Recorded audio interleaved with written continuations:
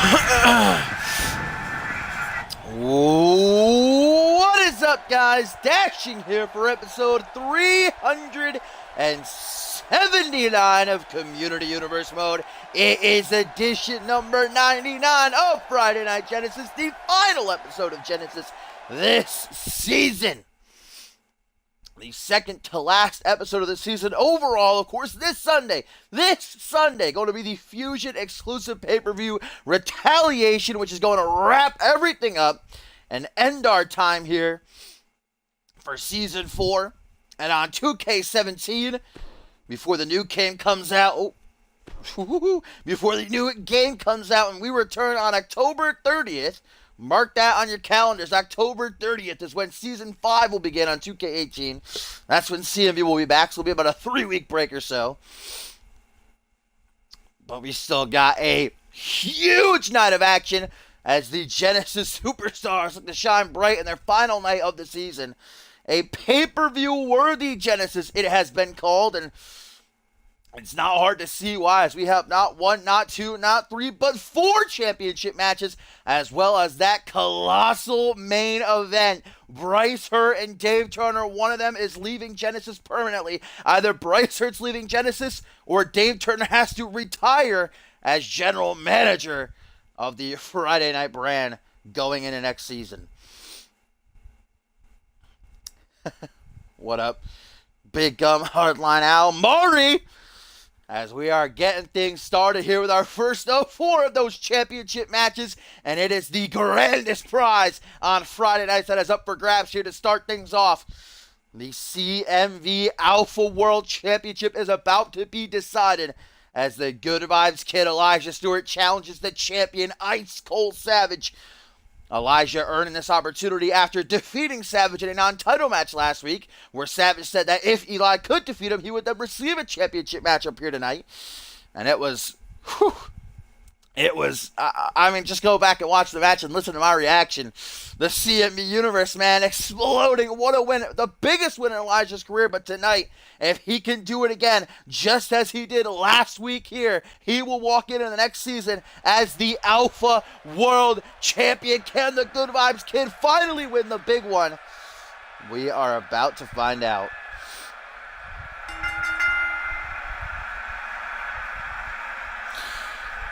Cole Savage earlier tonight stating that the Stewies are going to be let down yet again, as they always are, as he is going to plant his boot to Elijah's heart.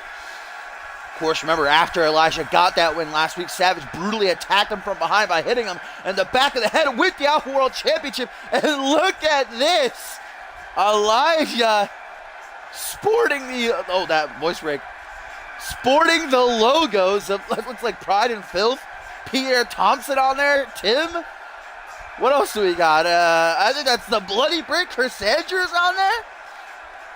Elijah Stewart saying he's doing this for all of them, for his Stewies, for the CM Universe. Can Elijah win the big one? We are about to find out. Elijah looking to conquer the evil once and for all. What up, Topher? But of course, I always say, attires, flashy looks and somebody else's logo is not going to win you matches. But Elijah did it last week, man. Family Matters, 1, 2, 3, middle of the ring.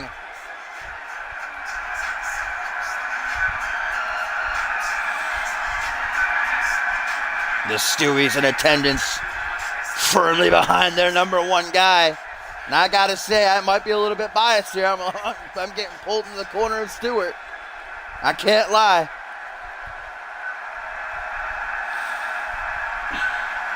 Here we go. Now we await the arrival of the champion. A tweet here from Jacob Ziegler guy says, "What the fuck? You owe us money for that." Elijah might get in a little bit of legal trouble for sporting that Pride and Filth logo, but here he comes, the icy one, the extravagant Cole Savage, with the Alpha World Championship fit snug around his waist.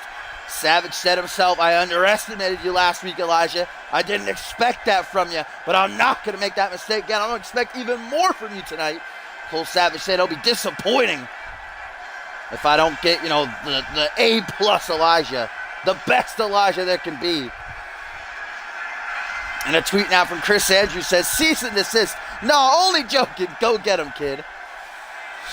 We're going to see Andrews in action. Actually, up next, I do believe, that 6-man tag. Going to be Sean Kent, Mark Martel, and Victor Romero taking on Vintage, Joey Bacon, El Jefe, and Chris Andrews. And here we go. Our first of 4 championship matches tonight. The grandest prize on Friday nights is on the line. Who is going to go into the next season, Season 5, 2K18, as the Alpha World Champion, as the face that runs the place? We still got the Anarchy Championship on the line later on, a triple threat match. John Reed, Alistair Knox, and of course the championship, Quan Shea. The World Tag Team titles up for grabs later, as we'll see Imaginary Friends challenge rise, and of course Zach Cage going to try to take down the Russian Ogre Guri Sukhanov. But here we go. This is it. Elijah Stewart, the biggest moment of his career. Can he finally win the big one? Or like Cole Savage said, will he let his Stewies down yet again? The Good Vibes Kid knows he can do it. He did it just 7 days ago. But Cole Savage most definitely looked determined earlier tonight up in his skybox with the Alpha World Championship over his shoulder. The CMV veteran, the one, the only, Ice Cole Savage. That defeat at the hands of Elijah Stewart was his first since returning to active competition, as he hands the Alpha World Championship off to John Cone here, our official. Elijah Stewart nods. The gold held up in the air, guys. Man, I am excited for this. Elijah Stewart, Cole Savage, here we go. Ring the bell, and it is on. They're going to meet in the middle of the ring. Elijah Stewart takes the early advantage with what looks like a Falcon Arrow. A little shout out to Josh Wolf there, a friend of Elijah Stewart's. Josh Wolf in action later on against Click's Bob Luger. Eats a big old forearm smash. Does the Good Vibes Kid, followed by a kick to the gut by the champion. Nice little fireman's carry takeover, showing off his wrestling aptitude. His control doesn't last long, though. Elijah gets off a punch to the midsection. Now the challenger going to charge for a scoop slam. Drops down behind. And it looks like a German suplex by Cole Savage.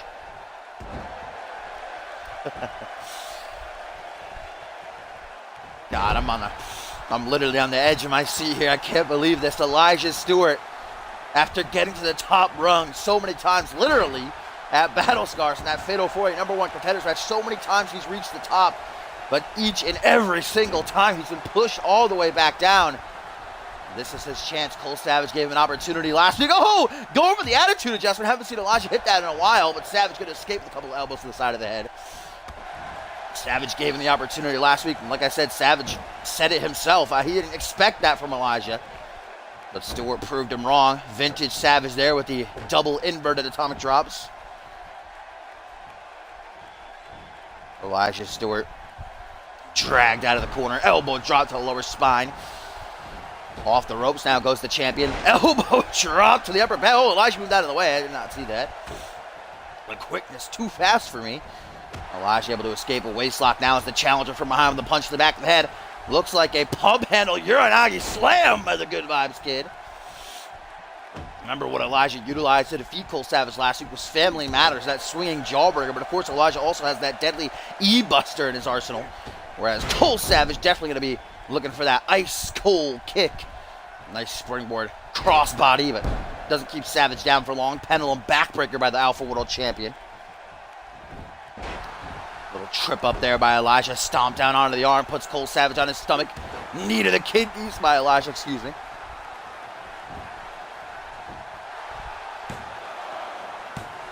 Hooks the leg, but only a 2 count for Elijah.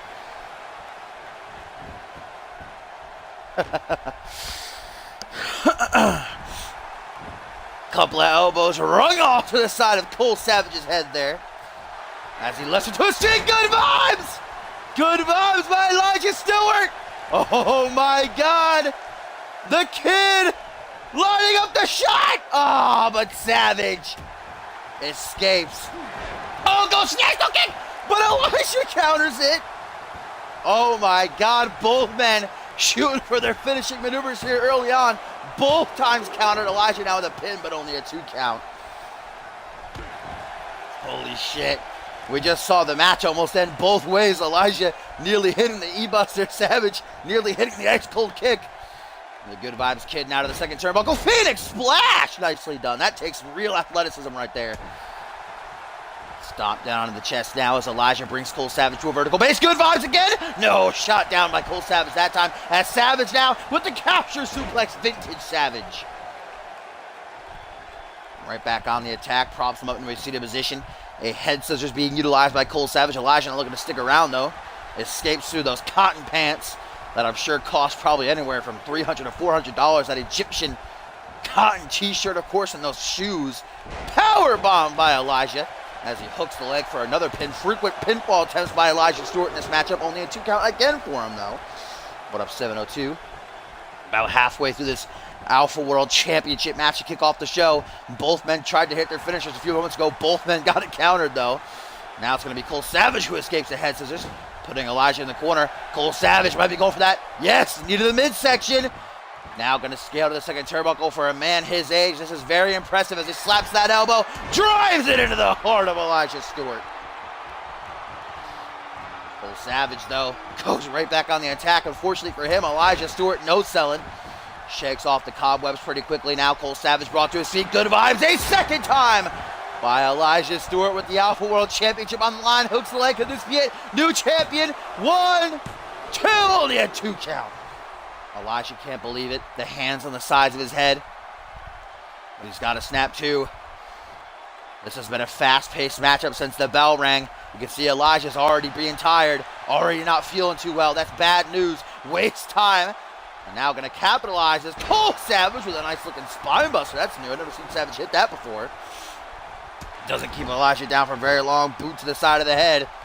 And now Elijah. Oh, this was countered earlier in the matchup. Can he pull it off this time?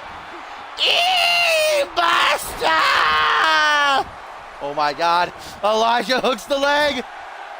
1, 2, 3. Oh my God. That was so close. That was a 3. But unfortunately for Elijah Stewart, official John Cone called it. Said it was not the trace. And now Elijah takes a risk off the top, failing the body splash. But Cole Savage has got to be hurt right now. After that E-Buster, it was so close to the 3. It's got to be one of the closest pins I've ever seen. Shades of Timmy Boy there with the slap to the knees out of the moonsault, or into the moonsault rather. Hooks the leg, middle of the ring, hoping that'll be enough to finish. No, but still a 2 count. This matchup continues. Elijah Stewart currently in control after hitting the E-Buster and nearly getting the job done. High-risk offense again, but again Cole Savage moves out of the way. That veteran instinct kicking in allows him to see it coming. Elijah should probably stick to the ground. Stop going off the top. Both times he's tried it here, it's backfired. As now Savage puts him in the corner, maybe looking again for that elbow drop, but Elijah Stewart bursting out of the corner. Nice little turnout powerbomb, back suplex type maneuver thing. Drops down to one knee. That gas tank is near and empty here, guys. Elijah Stewart is so exhausted, but both men know what's on the line here. Now goes into the pin. That is way too late. If that's enough to do it, I'll be shocked. Nope, only a 2 count. Surprised it was even a 2 count. Cole Savage now popping up with a punch to the gut. That's some nice distance there. Oh, Cole Savage might have tried for that backbreaker. If he did, that's bad news. Elijah Stewart able to counter now, drags him out of the corner. Stewart with a fisherman's neck breaker. I love me a fisherman's neck breaker. Kick to the back. Kidneys getting targeted with that knee drop there. Stomp to the spine. Now Elijah just unleashing the offense here. Dragging him. Elijah, doesn't matter the situation, always up for a little bit of fun. Getting funky like a monkey before dropping the elbow drop there. With the Stewies firmly behind him. Elijah Stewart, a third Good Vibes! Oh my God, Stewart's feeling it. Panders to the fans in attendance. They're on their feet. Elijah now. What's he going to try for here? What the hell? A figure 4 leg lock by Elijah. Figure 4 applied by the challenger. Will Cole Savage be forced to tap here on the season finale of Genesis? No, Savage reverses the momentum, and now the pressure is put on Elijah, who breaks the hold as quickly as he can. And the damage might be done as Cole Savage closes in, goes for a hook to the jaw. Savage counters with a forearm smash, closes it on him, and just what he used to defeat him last week! Family matters! Oh my God! Hooks the leg! 1, 2, 3! Elijah did it! Elijah Stewart is the new Alpha World Champion! He did it! The Good Vibes Kid! Elijah Stewart defeats Cole Savage again, and this time becomes the new Alpha World Champion. Holy shit. Family Matters does it again. After one hell of a season, the roller coaster of ups and downs, getting to the top so many times, but being pushed back down just before he could grab that brass ring. Elijah Stewart is going into next season as the Alpha World Champion.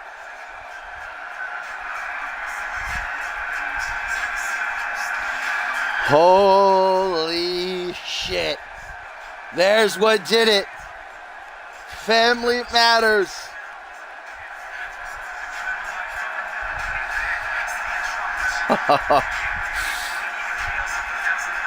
The Good Vibes Kid finally reaches the top of the mountain.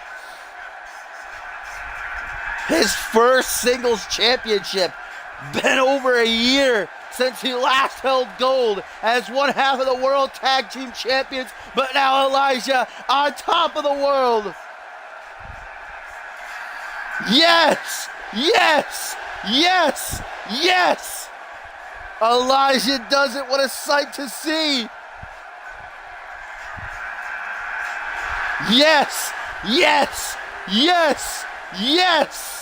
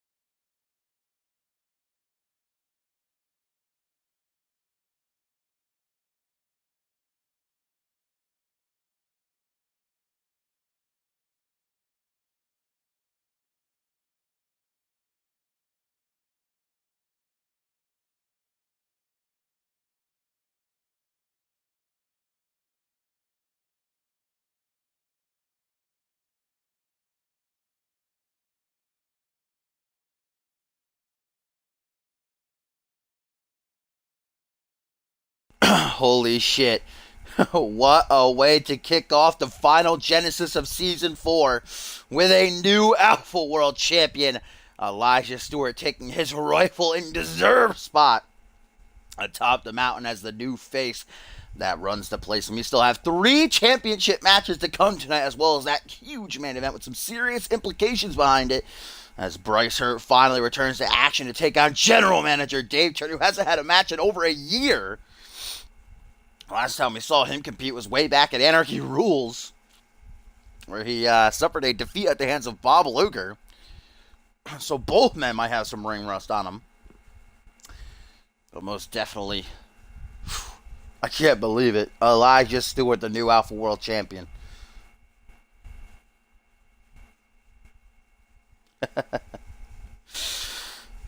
Hefe grew 5 feet.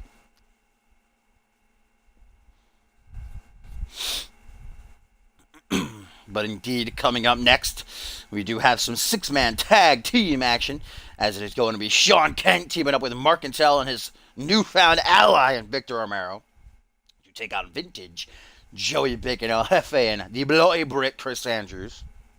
Last week, Sean Kent debuting here on Genesis after getting drafted, of course, defeating El Jefe, whereas Mark Intel suffering a loss and losing out on an international championship opportunity last week with that defeat at the hands of Gary Sakhanov, who puts his title on the line again later on in our co-main event against Zach Cage. Whereas on the other side of things, Joey Bacon, Big Ham, the 500-pounder, hasn't exactly had a great season.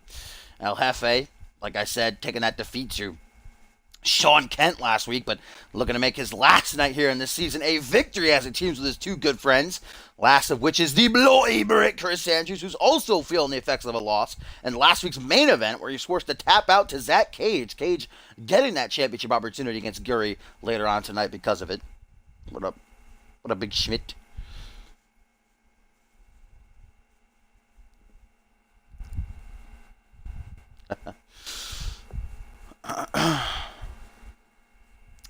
Whew, need me some water real quick.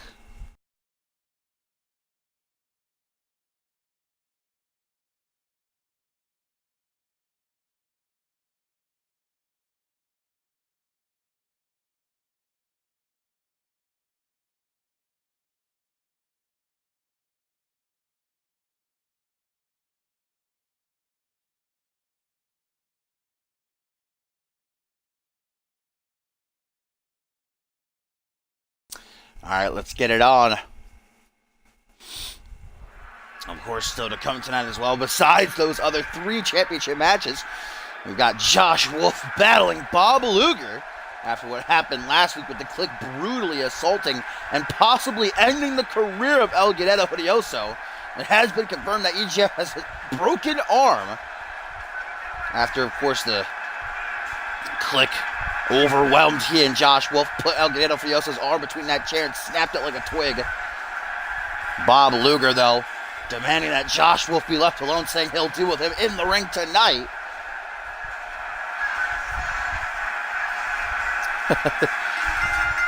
Here we go, guys. A tweet from Bryce Hurt says, Season 5, Genesis thrives without the hands of the devil grasp around it.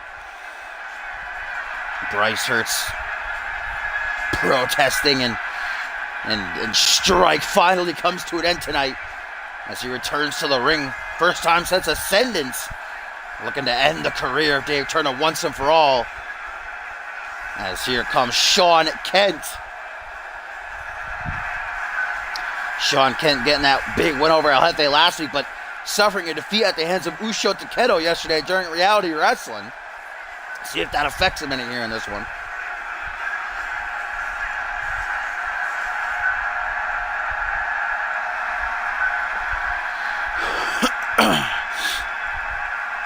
His first of 2 partners tonight. The Big Red Machine. The CMV veteran Mark Intel, who in the same boat as the likes of Joey Bacon, has not had a fantastic season. The former Anarchy champion, though, hopes to turn that around next season with the help of Father Victor and Mindy, who returned last week.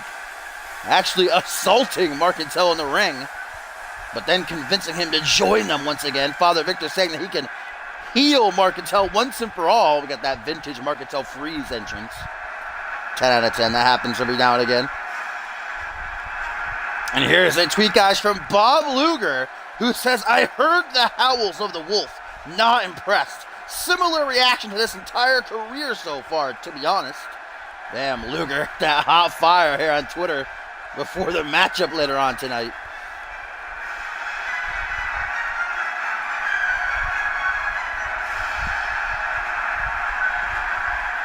I mean, I'm not reading these pointless back and forth paragraph long tweets that are just saying I'm better than you, basically, over and over again. It's that vintage Mark Intel freeze entrance. Sometimes he gets a little bit scared, all right?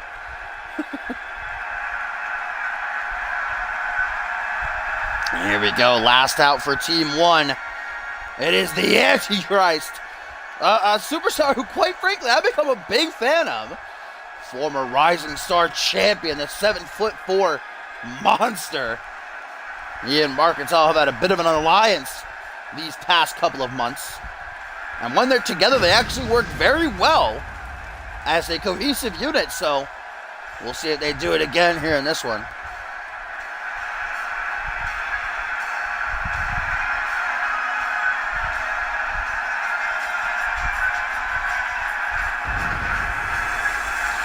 Coming up next after this 6-man tag team encounter, it's going to be a triple threat Anarchy rules match for the CMV Anarchy Championship when John Reed looks to win his first championship in his nearly 2-year CMV career, while Alistair Knox looks to add another title to his resume, being a former Rising Star champion. Jaquan Shea looks to remain the champ. We've seen him fight through obstacle after obstacle after obstacle. Will tonight be the same, or will he finally be dethroned?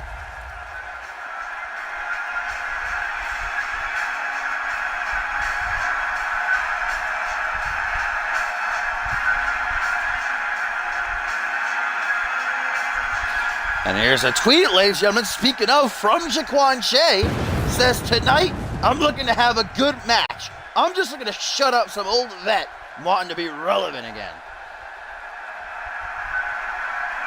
Oh, I'm not. I should say he's not looking to have a good match.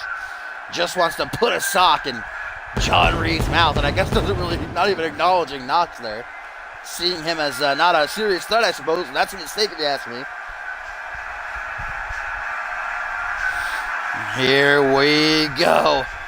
Team 2 Vintage Big Ham. The 500-pound Joey Bacon making his first Genesis appearance in a good while. In fact, I think the last time we saw him on Genesis was when he fought Guri Sukanov and lost in like 5 seconds. Hopefully that doesn't happen tonight for the monstrosity known as Joey Bacon.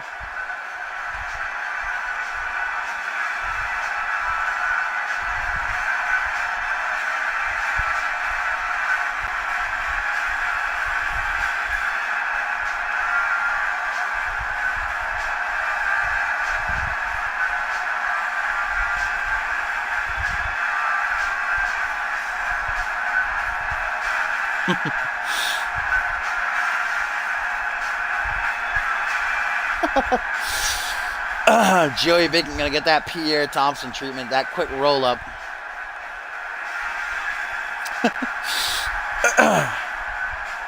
This has certainly got to be a fan favorite team, no doubt about that. First Joey Bacon, and now the Arriba Man, the human fish, the two-time light heavyweight champion. El Jefe, baby. Like I said, looking to cap off the season with a big win.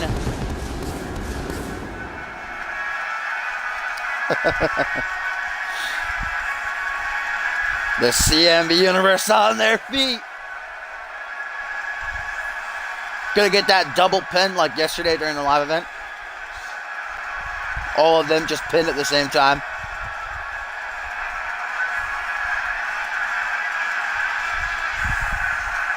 Hey, hey, hey, hey, hey, hey, hey, hey, hey, hey, hey, hey. Gotta wonder how El Jefe feels about that main event. Matchup still to come later on. I'd probably wager a guess that he's going to be in the corner of Dave Turner. Going to be rooting for the general manager as he battles Bryce Hurt.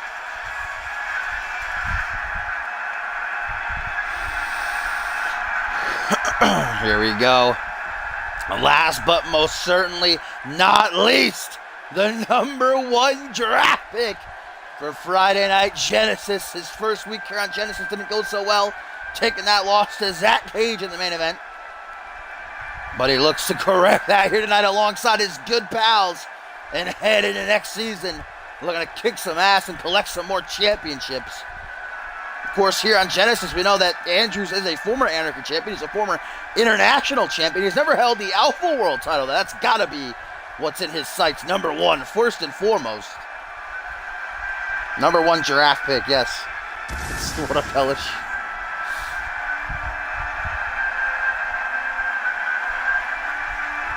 The Blow A Brett looking to get it on. We know sometimes he can work very well with others, sometimes not so much, so we'll see how he fares alongside who he says are his good friends. I have no reason to call him a liar. I'm sure winner or loser are going to be sharing some lagers. Well, if they win, probably, some cheerful lagers. If they lose, probably going to drown themselves in it. But it's going to be Sean Kent here and Joey Bacon starting things off. And look at that fucking size difference. If I were Sean Kent, I'd try to tag in Marquintel Romero real quick. I'd say Romero. I believe he and Joey Bacon are the exact same size. Yeah, I will for whoever want him. I'll do Trons again. Brings up the elbow to the chest. Does big ham. Sean Kent trying to fight him back here early on. But they punched the midsection. Got him surprised and he gets sucked in. Spinning back fist cracks that jaw. Now an Irish whip. Watch out. Oh, teamwork. There we go.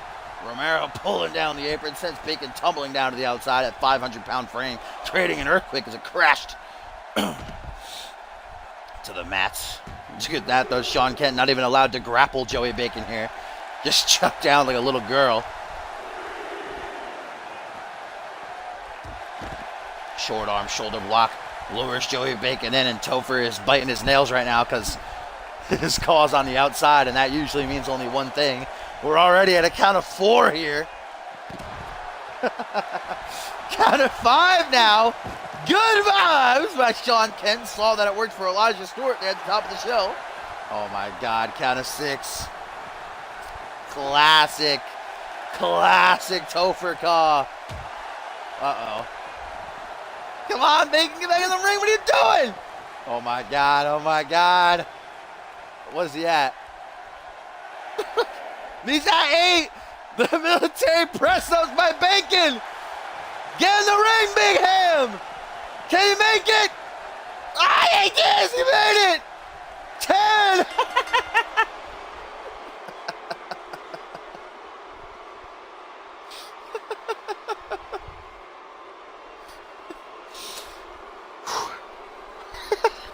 Well, Topher didn't lose my count out.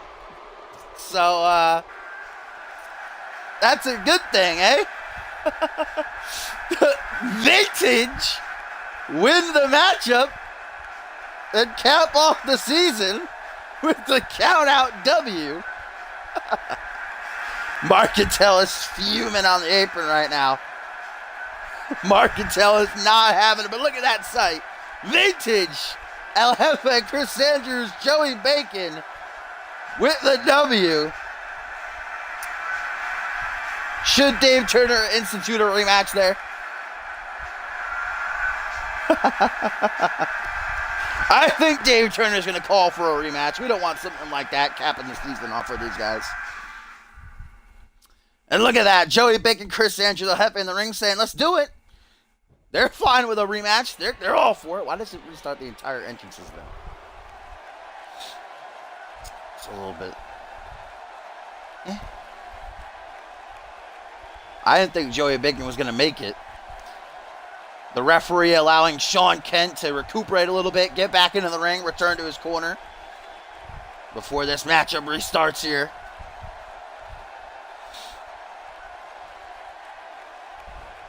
And here we go. All right. Everybody back to their corner. Sean Kent working out the kinks in his shoulder. Let's hope it doesn't go to a count out again. Try to keep it in the ring. As Sean, okay, why? Why Bacon gets a mushroom stomp? Those hops, though. You just hop like 7 feet in the air there to do that. Now Sean Kent going to target the arm of Big Ham. Joey Bacon being brought up to his feet, grabbing by that greasy hair, but a nice double leg takedown by the big man. Whew. Fucking burping a lot today. My goodness. Nice shot to the back and a stiff kick to the chest. Keeps Sean Kent in control. I'm like a Kent talking that trash now. Like I ain't gonna lose you a count out again, motherfucker. Bacon begins to stir. Horribly misses a punch to Sean Kent.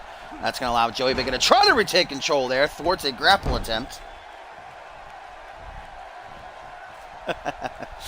Joey Bacon got a little bit ahead of himself there after the countout win. Was feeling good as Sean Kent with a suplex to the 500-pounder. My God, that takes some strength right there. Sean Kent's shoulders may never be the same again, though. Surprised he didn't break his neck.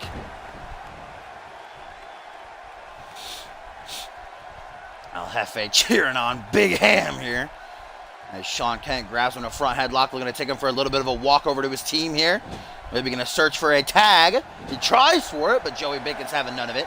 And now Sean Kent put in the corner. 1, 2, 3, 4, 5, 6, 7, 8, 9. Just 9. 9 face fucking plants off the top turnbuckle. Joey Bacon trying to make Sean Kent eat it, but Sean Kent's not like Bacon. He doesn't just go around eating everything. I like how Bacon was like holding Romero's hand while doing it too. Like, yeah, you can't do shit, motherfucker. Joey Bacon looks for an early tag here, and he gets it to El Jefe. El Jefe out for some payback after Sean Kent defeated him last week in singles action. Sean Kent gonna grab him first, though, with a nasty-looking STO. And now a tag to Marcantel. First time encounter here, I do believe, between Marcantel and the Human Fish, as Marcantel's caught early with a nice head scissors takedown. A tweet here, guys, from John Reed says, at Jaquan Shea and at Alistair Knox, I'm sorry that Knox's dream of becoming Anarchy Champion won't happen, and I'm sorry that Shea won't stay champ. So John Reed obviously very confident here that he is going to walk out of that matchup up next as the new Anarchy Champion, his first title in his near 2-year CMV career. The same championship that his partner Crow won. It'll be interesting. But it seems like Jaquan Shea in his earlier tweet wasn't really taking Alistair Knox as a threat. Didn't even mention him, and that's a mistake if you ask me. As El Jefe trying to test his might here with a suplex. Maybe even a brainbuster to Marcantel, but Marcantel weighing far too much. Kick to the gut now. Vintage Jefe. And of course he's going to go to the corner of the other team. Because they can't do shit about it. Kicks Victor Romero right in the head. Deliver an arm drag to the Big Red Machine. Now brought up to a vertical base. El Jefe, what's he looking to shoot here on Marcantel? Maybe a sunset flip. Look at the way that Marcantel's position. Sunset flip power bomb. Big Trevor Murdoch fan there. Gets a kick off to the side. Stomp down onto the quad as Marcantel tries to get back to his feet. El Jefe's not for him. Now Marcantel goes for a capture suplex, catches an elbow to the side of the head instead. The former 2-time light heavyweight champion with a face buster. Chris Andrews cheering on his good friend here. His little buddy. Wind up elbow drop to the back of the head. Andrews just playing that cheerleader here. Has yet to be tagged in. Neither has Victor Romero. Irish whip to the corner. Marcantel about to be tasted. Oh, no, Marcantel wants none of it. He's seen El Jefe matches. He knew what was coming. German suplex into the corner instead. Looks like El Jefe better hit the back of his head on those turnbuckles. Now a tag to Sean Kent as Romero comes in. What the hell is Romero doing? Front headlock, some teamwork from Sean Kent and Marcantel, but okay, Romero breaks it up. Romero's like, no, you're not allowed to team with anybody but me. Jawbreaker. El Jefe thinking that Marcantel is still the legal man, but Sean Kent made the tag, remember, and now Kent looking to capitalize on the distraction with that vintage combination of his. Let's hope Marcantel doesn't break it up. Marcantel got to get out of the ring unless he's going to be disqualified here. Where are Andrews and Bacon going? What's happening here? Did you just ask if 7-0? He literally just tweeted right above you. He posted a message. Hellish. Kick to the gut. Jefe realizes he's in trouble. Unfortunately for him, catches an arm drag as Kent shortly shooting him for the GTS. Oh! I think Jefe was going for the hook, line, and sinker, but fucking Kent caught him right out of the air. And now Jefe gets the knee to the face. GTS. That's what put him down last week. 1, 2, but only a 2 count. Jefe able to kick out in his own regard. What up, Big Ek? Echo 6 Snowman. Big Zeb. What up, family? You missed a huge opening match there, Echo. I won't spoil it for you, unless you want it spoiled. Sean Kent closing in. Jefe counters. His face has got to be hurting, but his face already hurts permanently after that horrible accident he was in. Going for that backstabber. Joey Bacon desperately asking for the tag here. He knows his friend El Jefe's in trouble. Gold breaker. Jefe walking right into it.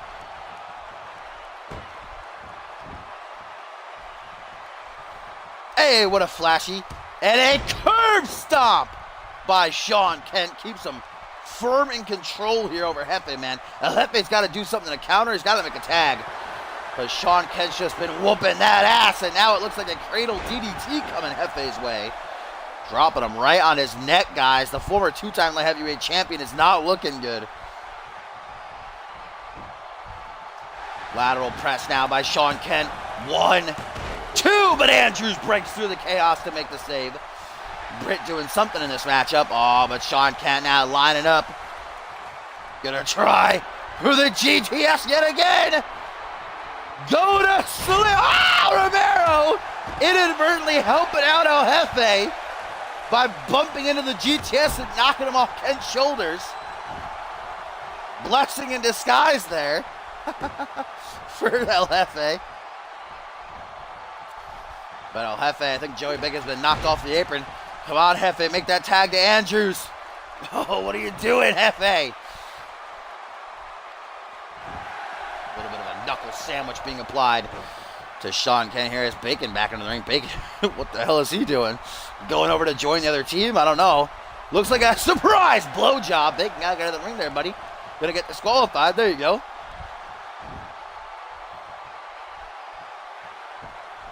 Sean Kent dragged out of the corner. El Jefe looking for a double leg. Oh, drop kick. Or leg drop, I should say, to where the sun don't shine. Gonna do it again? No, another surprise blowjob. He is going in on Sean Kent's nutsack. Now gonna target that leg as he snaps it over. Really knees himself in the face. Oh, hook, line, and sinker. Hooks the leg. Okay, Joey Bacon breaks up the pin. GG. Oh, El Jefe says I'll just do it again. No problem. 2 for the price of 1. Hook, line, and sinker again.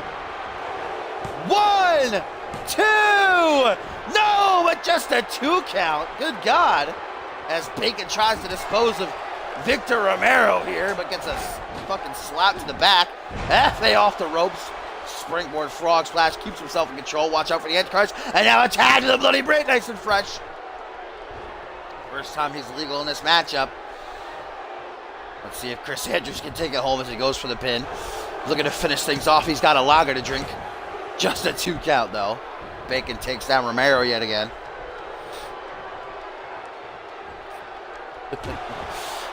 Stiff kick to the back by Chris Andrews, who now goes up to the second turnbuckle. The former undisputed champion misses a senton, though. Not much of high flyers here. Oh, of course. Of course he's got to flip me off. Oh, Andrews. I've always been behind you. I don't deserve this. I'm about to turn heel on Chris Andrews when he flips me off again. But flipping me off distracts him long enough for Kent to get a knee to the chest. And now a tag to Marcantel. Marcantel turning Chris Andrews around. Irish whip first time encounter here, I do believe as well. Spine buster for Andrews. Watch out, Romero. No, just not going to move. Big splash by the big red machine. Romero desperately wants that tag. He's yet to be legal here. All he's done is get attacked by Joey Bacon, knee to the back of the head by the Archangel, the true Dark Lord, the man of many nicknames. And dominating Chris Andrews right now, is he? That Samoan drop now.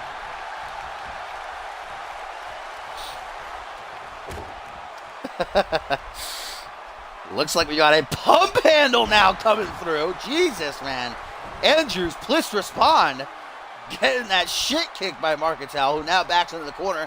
Maybe trying to line up the shot for that discus big boot, but I don't know why he didn't try for it. Andrews now to his feet. A little bit too quick for Marcantel.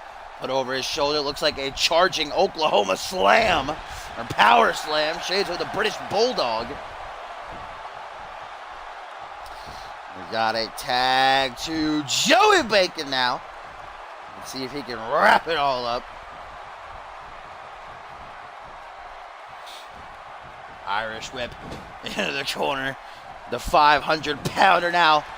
Close it in. Chris Andrews about to get that 5 count. There we go. Bulldog runs him out. Now Marcantel with an intent in his eyes. What is he thinking here? He's taking too much time to think. Just looking down at Joey Bacon. Not to try to keep him down, but Joey able to move out of the way long enough to apply an iron claw. Just grab it at the ribs, man. That hurts. Let me assure you, that hurts. Just dropping Marcantel to the canvas as he writhes in agony. Marcantel, though, snapping back too with double boots planted in the chest. Oh, and spits out some red mist. Maybe finally a tag to Romero. Yes! Here comes the 100% fresh Antichrist now as Marcantel is kicking Joey Bacon upside the midsection, setting up for what looks like a hammerlock lariat by the former Rising Star champion. Lateral press now by the big man. 1, 2, but again, Andrews makes the save in time. As Marcantel was taken down by El Jefe, Sean Kent just wandering around. Big Ham tripping up Romero. Stomp down onto the wrist, flops him on his stomach. Joey Bacon now going for the legs, flops him over. Bacon, what is he doing here? Oh, big surprise blowjob. Good God, 500-pound blowjob right there. Oh my God, the leg drop by Bacon. He's gonna sit there, keeping his leg over Romero's face for a good 10 seconds. Good God.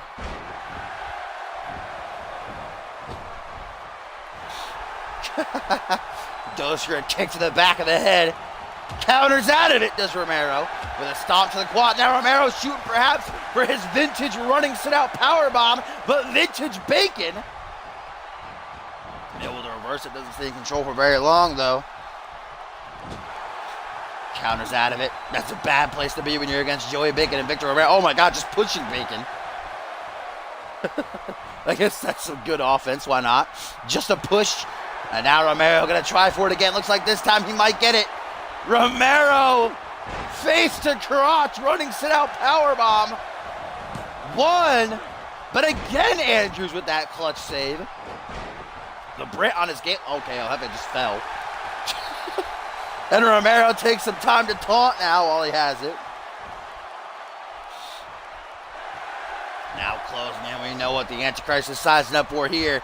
A Goliath-sized jackhammer inbound for Joey Bacon. Oh, but okay, Sean Kent getting some revenge. Remember earlier in the match, Sean Kent, or rather Victor Romero broke up Sean Kent's GTS attempt. And now Sean Kent just broke up Romero's jackhammer attempt.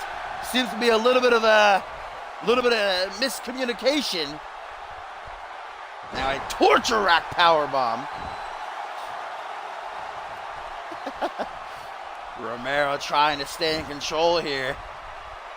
Might have been about to seal the deal had Sean Kent now broken up the jackhammer, now drops the elbow to the chest. Bacon is in a bad way. He needs to make a serious counter right now. As the Antichrist with a second running sit-out powerbomb. This could do it, guys. 1, nope, Britt saves. Andrews just on that fucking, that save game tonight. Jefe is trying desperately to help out his good friend Joey Bacon. Bacon finally has an opening as he puts Romero in the corner. Jefe, get out of the ring there, buddy. There you go. No, Romero counters the jawbreaker. Here comes Sean Kent into the ring just to try to talk Joey Bacon out of whatever he was trying for. And he fed chop into the corner. Oh, we saw this earlier. Joey Bacon did this to Sean Kent. Now it's Romero's turn. Over and over and over and over onto the top turnbuckle. Bound to knock a couple of teeth loose. Back into the corner. Can Joey Bacon actually get it this time? We know he's trying for the Baconator. He might. Or maybe the stink face. Nope. Again, Romero counters. Whatever Bacon tries for, man, Romero's there to meet him. Bacon trying so hard to stay in the driver's seat. Elbow to the back of the head now. What the hell? Headbutt? Thought he was like shoving his hand down his throat or something. Oh. Bacon. Chop to the throat. Turns his back so the ref doesn't see it. Spits that food coloring into the palm of his hand. And now shoving it into the eyes, the mouth, the nose of Romero as El Jefe disposed of both Sean Kent and Marcantel. Will this be enough? 1, 2. No, it is not. Fortunately, look at Bacon. He is so exhausted. Jesus Christ, nearly bringing the whole ring down with him here. Romero's hurting, though. Joey Bacon knows he's got to stay on top of things. as he puts him in the corner, maybe looking for the Baconator again. Will it actually pay off this time? It looks like it will, guys! The Baconator, 500 pounds, about to come crashing down onto Romero's chest. There goes Sean Kent, there goes Romero.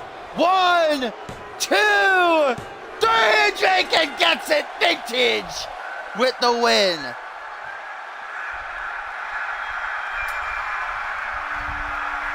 When you get a 500-pounder sitting on your chest, you're not getting up. Victor Romero flattened with the Baconator, and Vintage cap off the season with a big W.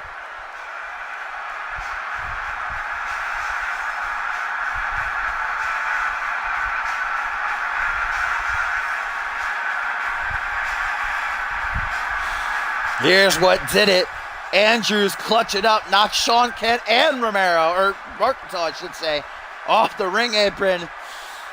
I think Romero's legs, I think he was trying to kick out, but he simply couldn't. Like, he wasn't actually knocked out, but he just literally could not kick out. Vintage Joey Bacon, El Jefe, Chris Andrews with the W. We'll see these three men back next season. What lies in the futures of Vintage? Just have to wait and see.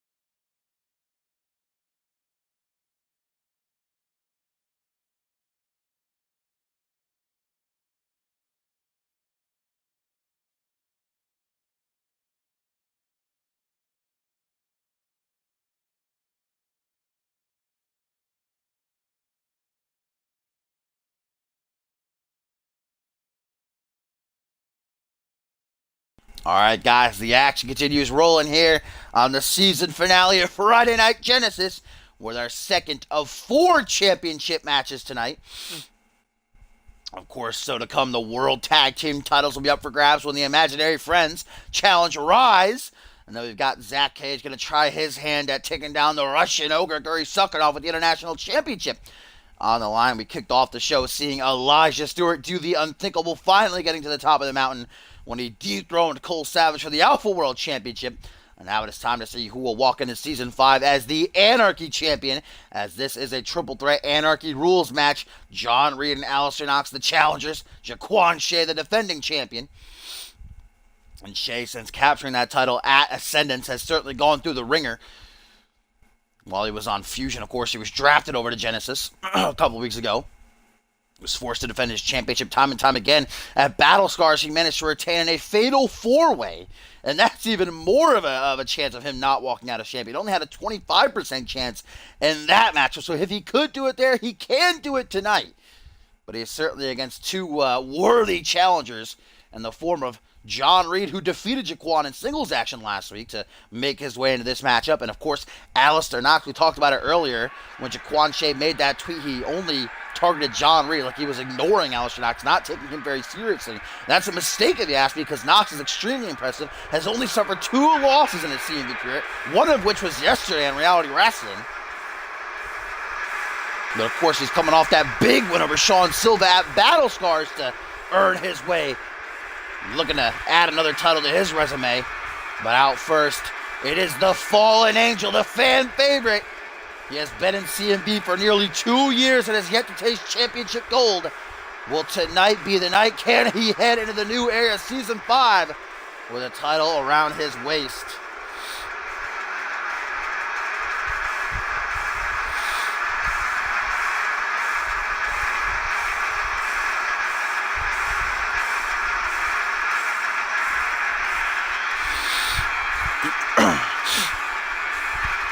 John Reed, an extraordinarily impressive competitor, and his win over Jaquan Shea has certainly gotten under the champion's skin. You can tell earlier tonight when Jaquan let out that tweet saying he's not interested in having a good match, he's just interested in killing the Angel. Of course, Jaquan's been calling himself the Anarchy Angel lately. As it is a triple threat match, though, there's always that possibility that Jaquan Shea won't even have to be pinned to lose his title. We could see Reed pin Knox, we could see Knox pin Reed. Is back in a sentence that Jaquan captured the championship in a triple threat match. He pinned the champion in it, though.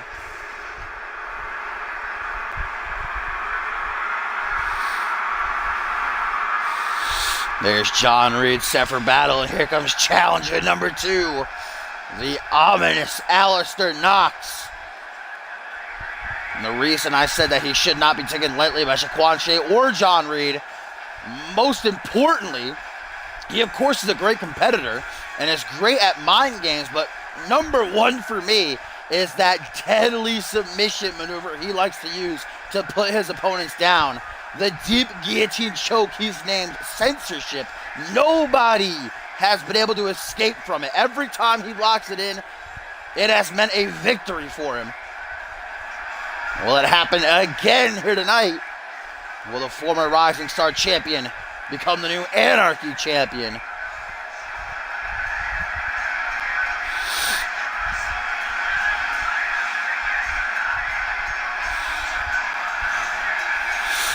Ascendance was a month and 2 weeks ago, so that's how long Jaquan Shea has held the championship. A month and 2 weeks. Can he retain it against the odds yet again? Or will we have a new champion crowned? Alistair Knox limbering up. He looks ready for this. It's a big opportunity for him. We know Alistair Knox really all about railing against the system. Said Monday Night Fusion is full of tyrants led by one, main tyrant, that being Schmitty. The Genesis is filled with heroes and villains, but deep down inside, they're all the same. As now here comes the champion himself, ladies and gentlemen. Jaquan Shea making his way to the ring for his 3rd defense as champion. Remember, as it is the Anarchy title that's on the line, means it is an Anarchy rules match, so anything goes. No countouts, no disqualifications. The only way to win is by pinfall or submission in the ring. Jaquan Shea is in there with 2 very talented challengers. Can he survive the onslaught yet again? Or will it be either John Reed or Alistair Knox that walks into the next season with gold?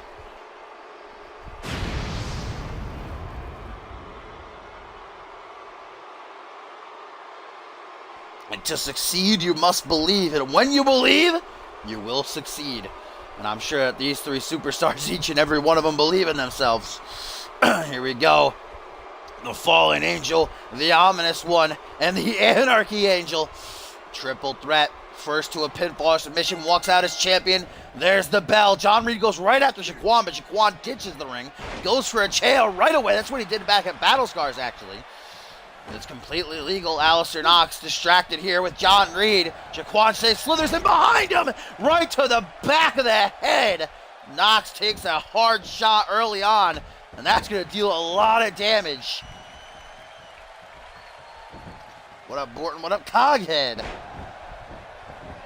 Welcome, my friend. Haven't seen you in a while. This is the last Genesis of the season. The Anarchy Championship is currently on the line. We already had the Alpha World Championship change hands at the top of the show. Elijah Stewart knocking off Cole Savage. We also saw Vintage get the win in that 6-man tag. We still got 2 more championship matches come up after this, as well as that huge main event matchup between Bryce Hurt and Dave Turner, as John Reed takes the time to taunt. Alistair just wrecking house right now. Takes down John Reed. Here comes Shea, though, to catch him from the blind side. Certainly the dark horse in this matchup is Alistair out of the 3. Knife edge chops all around. Arm wrench as Alistair backs into the corner, telling Jaquan to bring it on, and he does. John Reed rolling out already. That's not a good sign. Fireman's carry takes overhead, drops him on his ass. Jaquan with an overhand punch. Now up on the shoulders, maybe a little bit of boot camp. Yes, it is. Now John Reed going to grab the other chair. Certainly some anarchy here in this matchup already. Jaquan sees Reed coming in, still catches the chair shot right to the face. And now it's Jaquan who's going to take himself a little nap, or not. Tries to roll out of the ring, but that invisible barrier keeping him in. Back to his feet already, and taunting to let us all know he's A-okay. There goes Alistair. Jaquan jumps right down into the clutches of the Fallen Angel, but counters into a reverse DDT. Nicely done.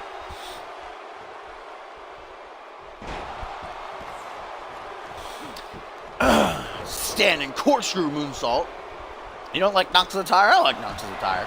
Oh, once upon a time, Jaquan utilized these to pay homage to his good friend and tag partner Jamari, but now uses them as a way to get under Jamari's skin, as he's surely watching from home.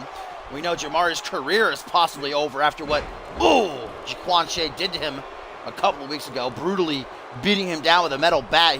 Jamari's at least gone for the rest of this season, obviously, but the doctor's saying he might not even be able to return next season, as Alistair Knox with a leg hook, and then goes right after Reed, but runs into a, Tiger Bomb. Releasing him. Reed now with a lateral press as Shea begins to stir. 1, 2, but only a 2 count.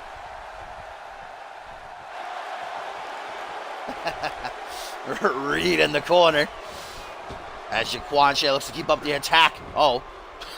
Okay, that was weird. Completely missed, but Alistair gets caught with a neckbreaker there anyhow. Leaves John Reed and Jaquan in the ring now as Knox rolls out.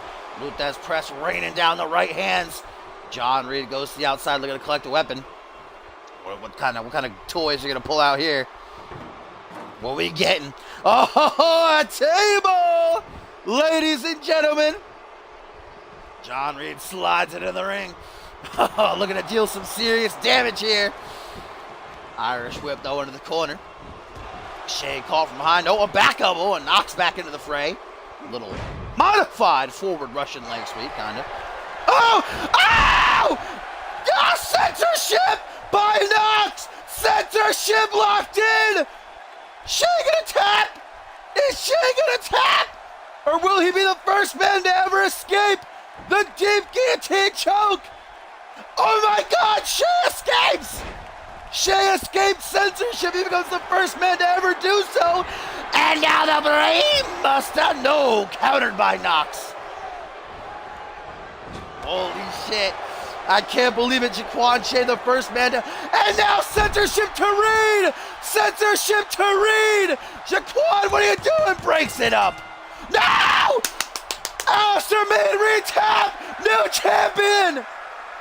Jaquan was too late. Jaquan was too late. Reed tapped out. New champion.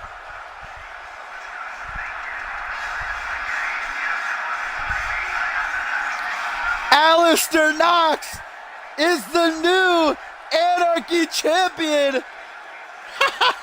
Jaquan Shea survives the censorship only to be too cocky. Look at Reed, literally tapped out right before he kicked. Holy shit. Alistair Knox is the new Anarchy champion heading into season 5. Holy shit. He said, well, it didn't work on Jaquan. Let me try it on Reed. New champion.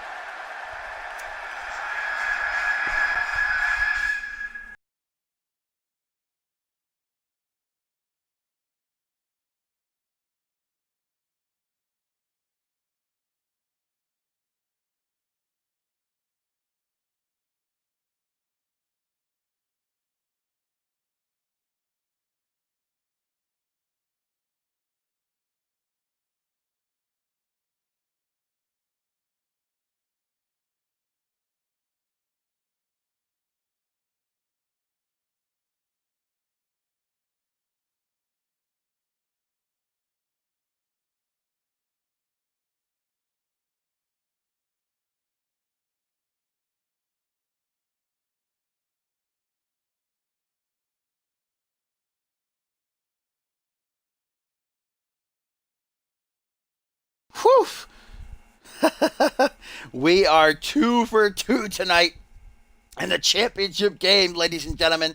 Elijah Stewart, the new Alpha World Champion, and we just saw Alistair Knox become the new Anarchy Champion by submitting John Reed with that deadly censorship submission hold of his after it didn't work on Jaquan, and then Jaquan was cocky and decided to taunt while Knox had it locked in on Reed.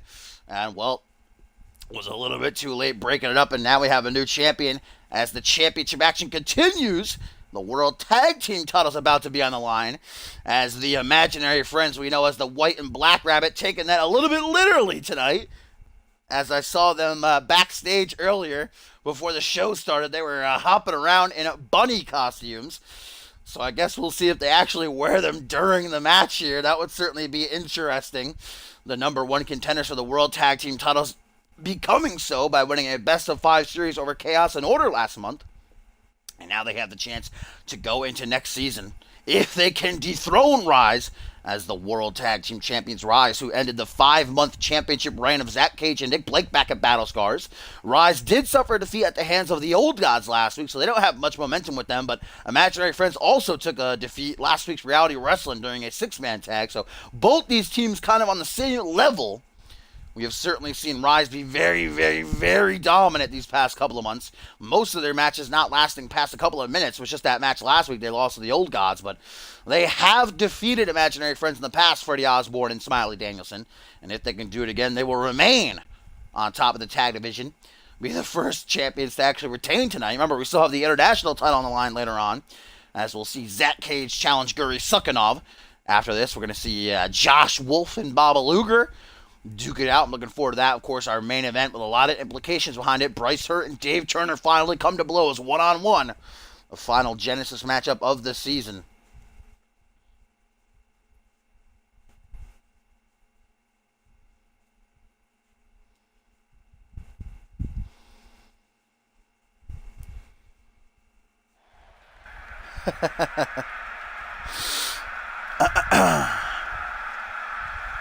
Never forget.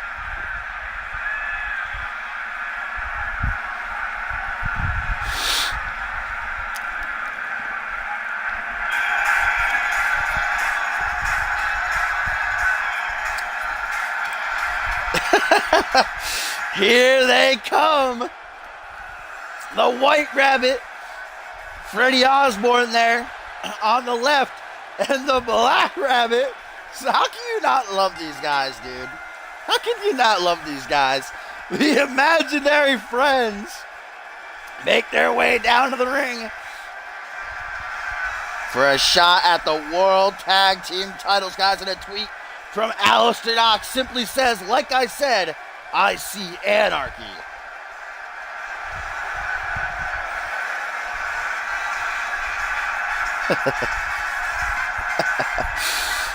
The imaginary friends, always known for having a good time.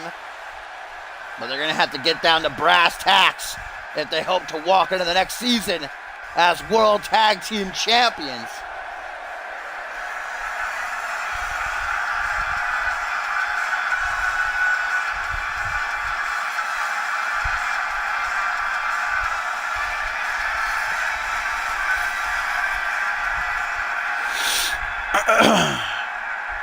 Here we go. Freddie Osborne, Smiley Danielson. You know, these costumes might actually throw off. This might be a strategy by imaginary friends here, to be honest. If I were facing two giant rabbits, it might throw me off a little bit, to be honest with you. Wolf versus Luger is up next, by the way. Hello, Josh. Welcome. That is the next matchup, but first we're about to see who's going into Season 5 as the World Tag Team Champions. 2 titles have already changed hands tonight. As there's the monstrous Murdoch coming in from the stage area. And there's the Grenoble Nightmare, the former Rising Star champion, and Sebastian Vachon. And a tweet here from Chris Andrews says, damn, think I had one too many loggers. I'm seeing bunnies. Fuck it, I'll get another one. And a tweet here from Jacob Ziegler says, at Alistair Knox, I didn't make that title prestigious for someone looking like you to ruin it. Change your damn clothes. So Jacob Ziegler, apparently a fashion finista now, telling Knox to get a new wardrobe. I don't think Knox really cares about how he looks, though. What up, Dynamic? Here we go.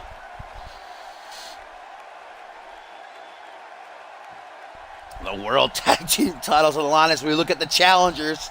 The Black Rabbit, Smiley Danielson there on the left. The White Rabbit, Freddie Osborne on the right. Together they form imaginary friends, and tonight they look to become the World Tag Team Champ. Dude, I would literally not be able to fight these guys.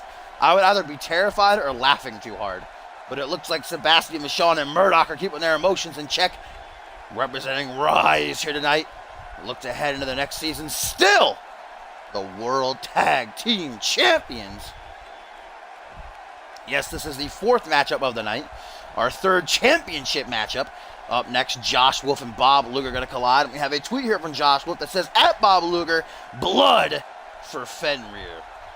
Josh Wolf looks for revenge not only for Tim LaFay, but also for El Guerrero Furioso after what Click did to him last week.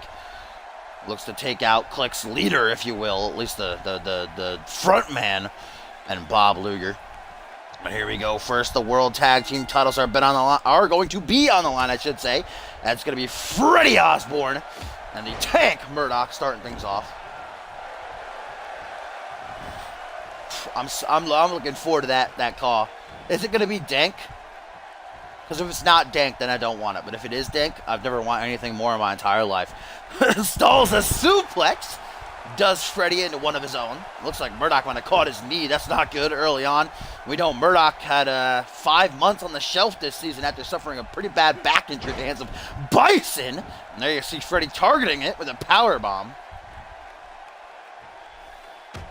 Back elbow there by Murdoch. Creates some distance now. The big man closing in. Like I said, Rise do hold a victory over Imaginary Friends. Last month, they actually beat them under 2 minutes as well. Let's see if Imaginary Friends can outlast their time and maybe even become the World Tag Team Champions, as Osborne make an early tag here to the Black Rabbit, Smiley Danielson. Goes for a wayside slam, does Freddie, before he allows Smiley to take control. Springboard moonsault. Wow, I love that teamwork right there. That was beautiful. Well-oiled machine early on. Oh, my God. Oh, it gets a kick to the top of the head.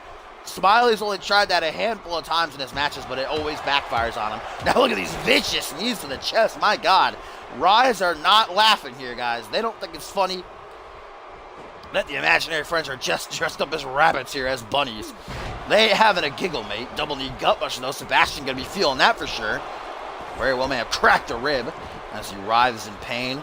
Smiley keeps up the assault with a half camel clutch now on the Grenoble Nightmare, but the Frenchman able to escape. Closes in with an Irish whip. Smiley, one of the smallest men in all of CMV. One of the fastest and most agile as well. Can shock you with his strength, too. Gets a spine buster there by Vachon. A jawbreaker, though, gets Smiley right back into the driver's seat. Closes in, up onto the shoulders. What is he looking for here? Oh, whatever he was going to try for, countered by Sebastian, who gets off a couple of elbows to the side of the head. Or the side of the mask, I suppose. And a simple but effective bulldog by Vachon. As he goes for a lateral press now, looking to finish already and retain the World Tag Team titles, but only a 1 count on Smiley. Now a tag to Murdoch. I say it all the time. When you're in a tag team matchup, frequent tags is the name of the game. Face plant and then a pin attempt by Murdoch. 1, 2, but still only a 2 count. Murdoch has been so incredibly aggressive since returning from his 5-month injury at Ascendance. Remember what he did to fucking Webb? He absolutely destroyed them on the grandest stage of them all. Look at that arm drag by Smiley. Love stuff like that. That unique offense. Danielson now, what's he thinking? Brings Murdoch to a vertical base. And the Tank gonna see what it's like to be on the other side with the press-ups by Smiley. And then just dropping him like a sack of garbage. I don't know who keeps their garbage in sacks, but if you do, I'm not judging you. Oh, watch out, Sebastian. Hurricane DDT. Get a spike Murdoch. Oh, my God. Turns him inside out even. Oh, holy shit. Oh, my God. Imaginary Friends have lapsed their time against Rise. But can they walk out as World Tag Team Champions? Dreams stay to Murdoch. Freddie making sure there's no rope breaks to see Sebastian trying to distract John Cone and give Murdoch some time.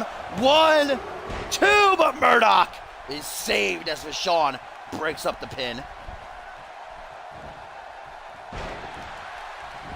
World Tag Team titles on the line, and Imaginary Friends just nearly had it won.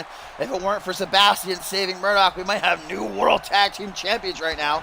Now a tag to the former Rising Star Champion, the Grenoble Nightmare, Sebastian Vachon, who closes in on Osborne with a pendulum backbreaker, I should say. Into the corner now, Sebastian telling Freddie Osborne to bring it out, whatever he's got, throw it at him. Freddie Osborne looking right at Smiley Danielson there, gets caught from behind with a single knee backbreaker. Again, working that back in this matchup is Sebastian. His arm wrench, shoulder block takes him down. Not for very long though. Vachon pops right back up for a back body drop. Drops him right on that buddy tail. Now Sebastian is shooting in for a takedown. It was looking like, but Freddie able to move out of the way in time. Punch to the back, put in the corner. Goes for an overhand reversal fest ensuing. 1999 up in here. Back and forth they're going, tip for tap. But now Sebastian with a suplex. Ooh, right into the ropes. You don't see that too often. And that can really hurt you. As Sebastian looks to follow it up with the release gut wrench powerbomb. And now the end may be nigh. As Freddie is put in the corner. The tag to Murdoch. And Rise looking to kill a little bit of magic. Into the pin goes Murdoch. 1, 2, but Smiley makes the save with the quickness. Vachon, but goes right back into the pin, does the tank. Sebastian this time, just punches Smiley, who still makes the save. Now kicking Murdoch in the stomach, trying to distract him, give Osborne some time to battle back to his feet. Oh, there's Bay. What up, Bibby? Bateman, I missed you, boo. Fourth matchup of the evening, third championship matchup of the night. We saw 2 new champions crowned already. Will we see 3? With a tag to Sebastian and Murdoch and a catapult Vachon like a missile. Drop kick, double boots to the chest, and Murdoch doing a little bit of a jig. Now a lateral press, Smiley nearly caught with that high knee. Too fast though. Fortunately, he does not have to break it up. Osborne able to survive on his own.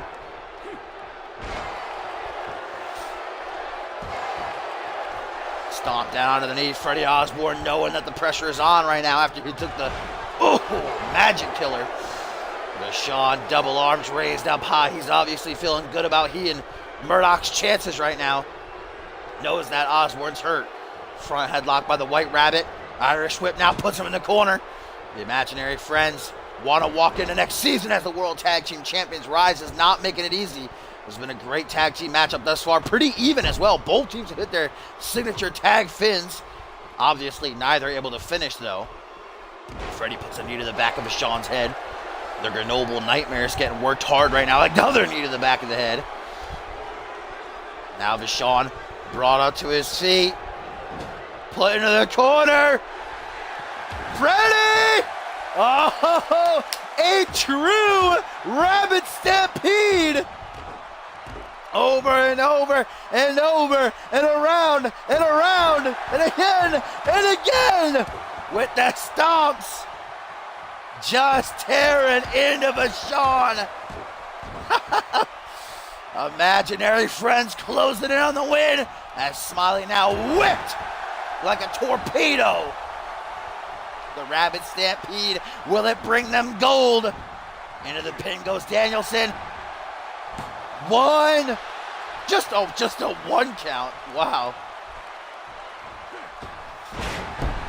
Oh, Danielson coming out of nowhere with that springboard crossbody. Caught with a kick to the gut and a DDT though.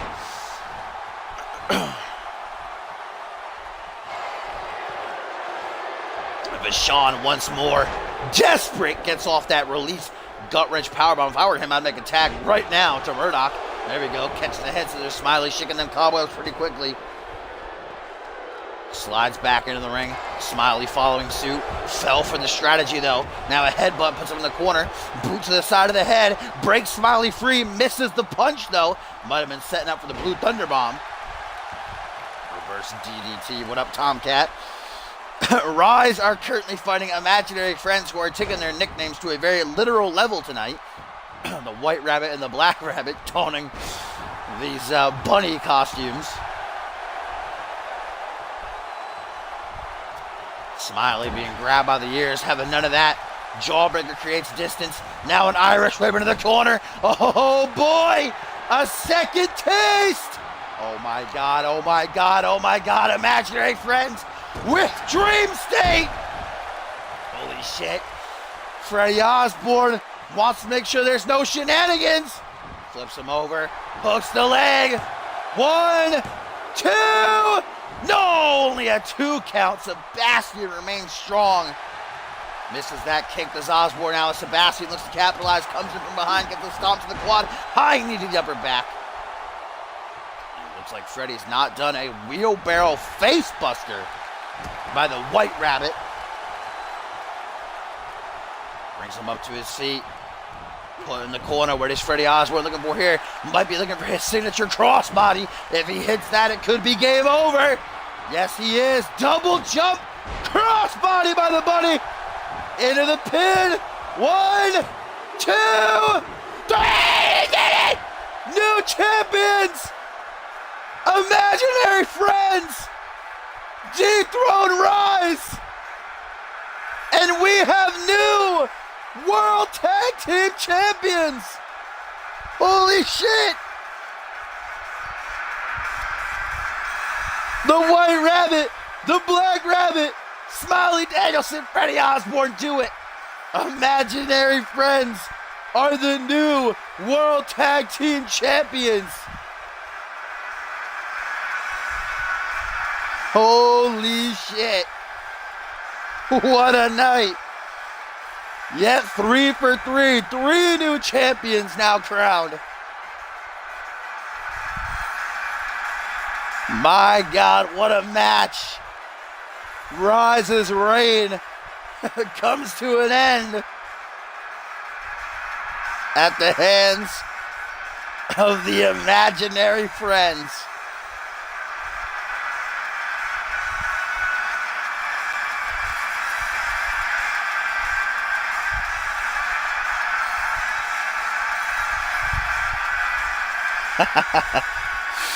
All of Alvius's favorite cause are winning.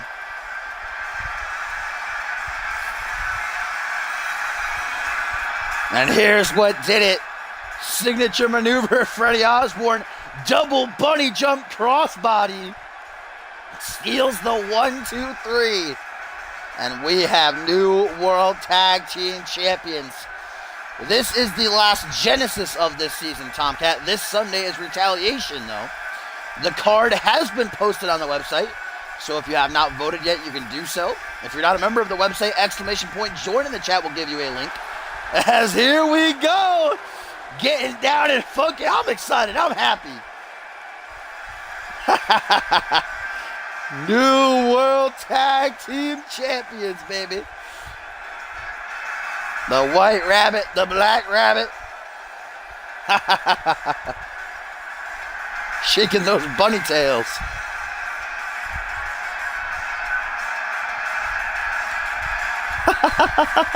I don't know if I enjoy this sight very much. But imaginary friends are going to head into next season as the World Tag Team Champions.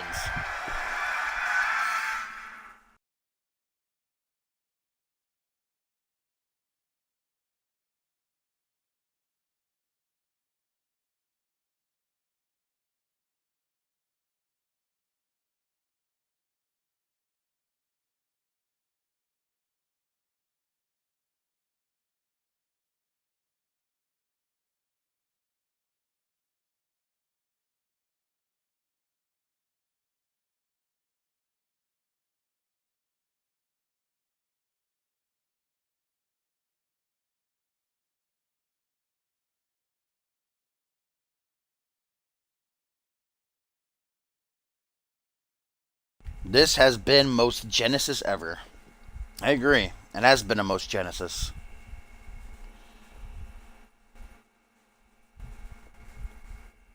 Is that all you're going to say, Albius?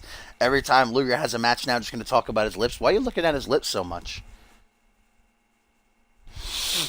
But indeed, guys, still to come tonight, we have our 4th championship matchup of the evening in the co-main event. Will the trend continue? Will it be 4 for 4? Zach Cage will have to topple the Russian Ogre to do so if he hopes to walk into the next season as the international champion. And then, of course, we have the final Genesis matchup of the season. Our main event, Bryce Hurt, Dave Turner, with huge implications behind it. One man is going to be leaving Genesis, heading into the new era. But up first, it is going to be Josh Wolf in action as he takes on Click's Bob Luger. Last week, we saw Click make their debut. Xander Slate, his Genesis debut. Randy Orton back in action for the first time in 2 months.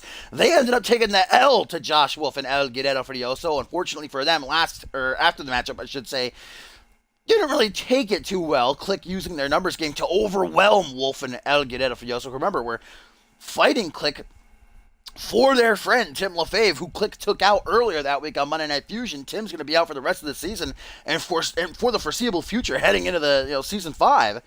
But they ended up doing what they did, well, even worse than Tim, if you ask me. Put El Guerrero Furioso's arm between a chair. Remember, during the matchup, EGF tapped out Borton with that Fujiwara armbar, so Borton got his revenge in a big way by snapping EGF's arm like a twig in between the chair, and EGF done for the rest of the season. And much like Tim, the doctor's saying they don't know when he's going to be back. It's going to be a good while at least. You don't come back from a broken arm very quickly, especially not one like that. But Bob Luger leaving Josh Wolf, saying, I'm going to deal with you in the ring. And so that's what we got up next here. No, Josh Wolf, since unleashing what he calls the spirit of Fenrir, has been a whole nother person. More vicious.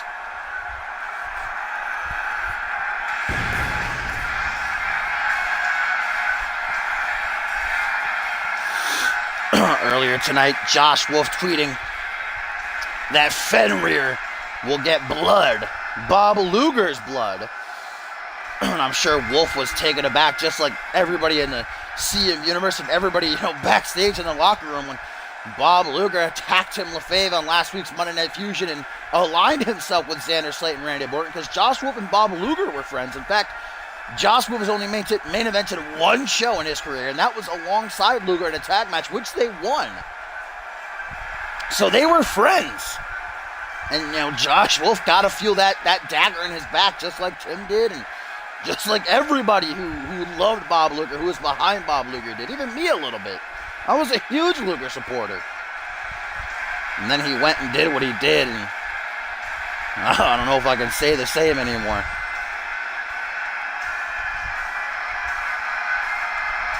He did, Batman. Elijah Stewart is the new Alpha World Champion. He's finally made it to the top of the mountain and will head into next season as the champion.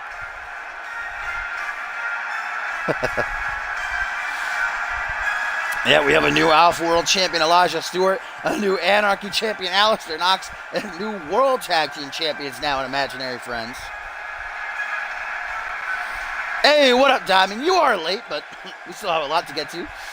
This is our 5th matchup of the evening. Still have the international title on the line in that huge main event between Bryce Hurt and Dave Turner.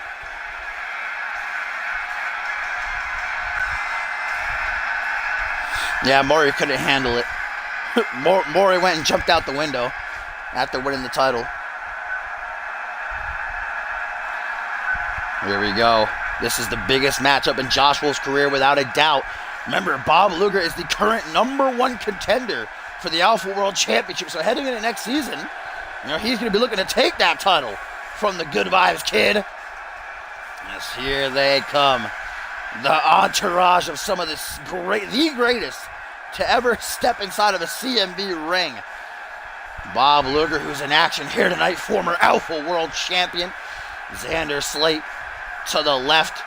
First ever Money in the Bank winner, 2-time world champion, former United States champion, of course, the Moo Moo Man to the right, Randy Orton, 3-time Anarchy champion, Money in the Bank winner as well, undisputed champion 2 times, And of course, this season captured the international title belt twice, as well as winning King of the Ring.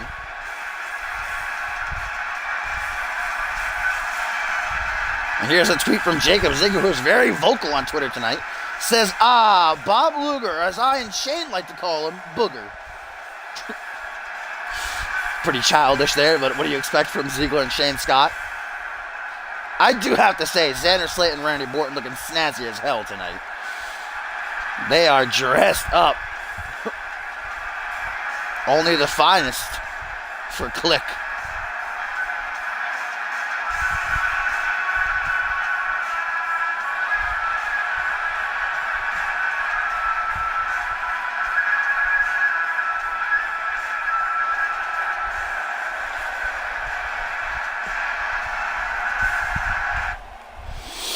Alright, here we go. Josh Wolf being pitted against the pack. With Xander Slayton, Randy Orton ringside, and being in that ring with someone the stature of Bob Luger.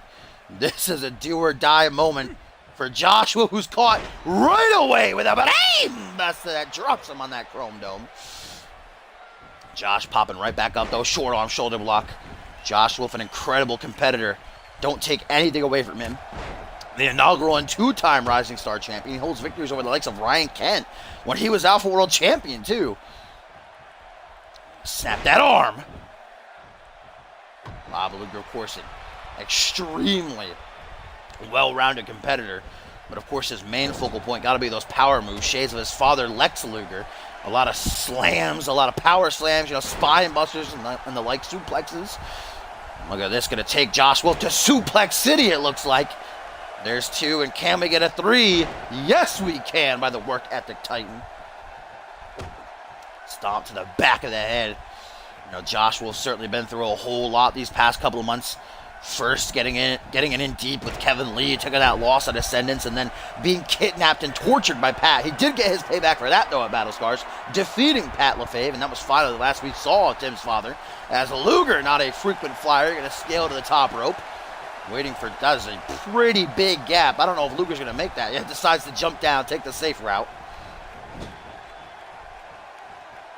Turns around. Irish whip going to send him to the outside. Josh Wolf taking a little bit of a spill. Luger going to follow through, though, not giving him a chance to recuperate or take a breath, rest up any.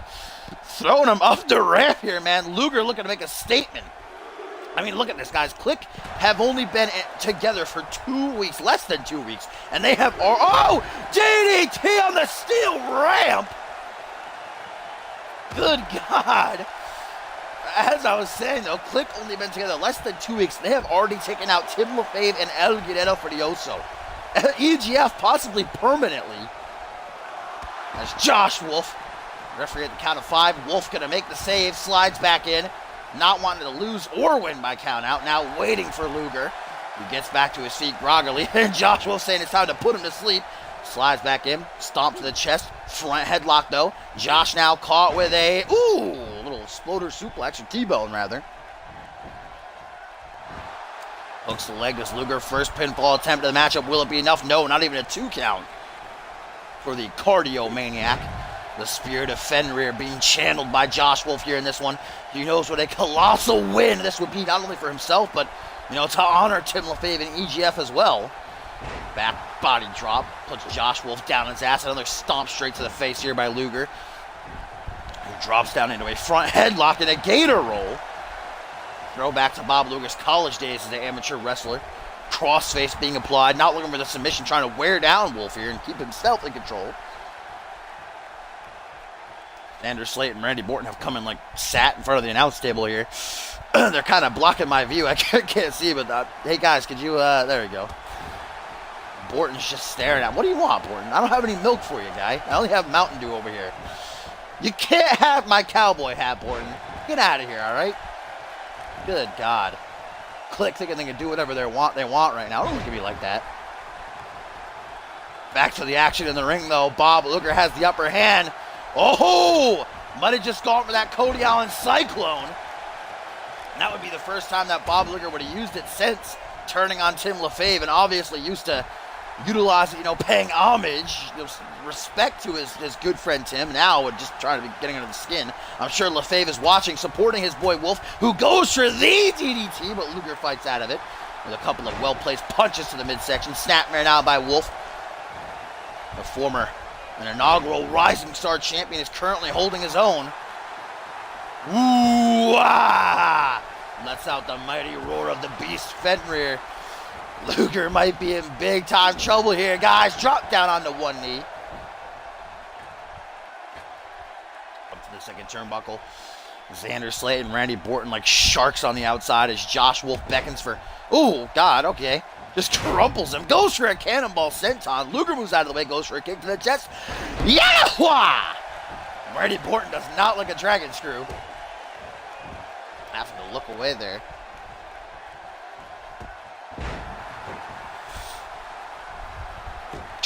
Borton is the king of making people job. Oh, curve stomp.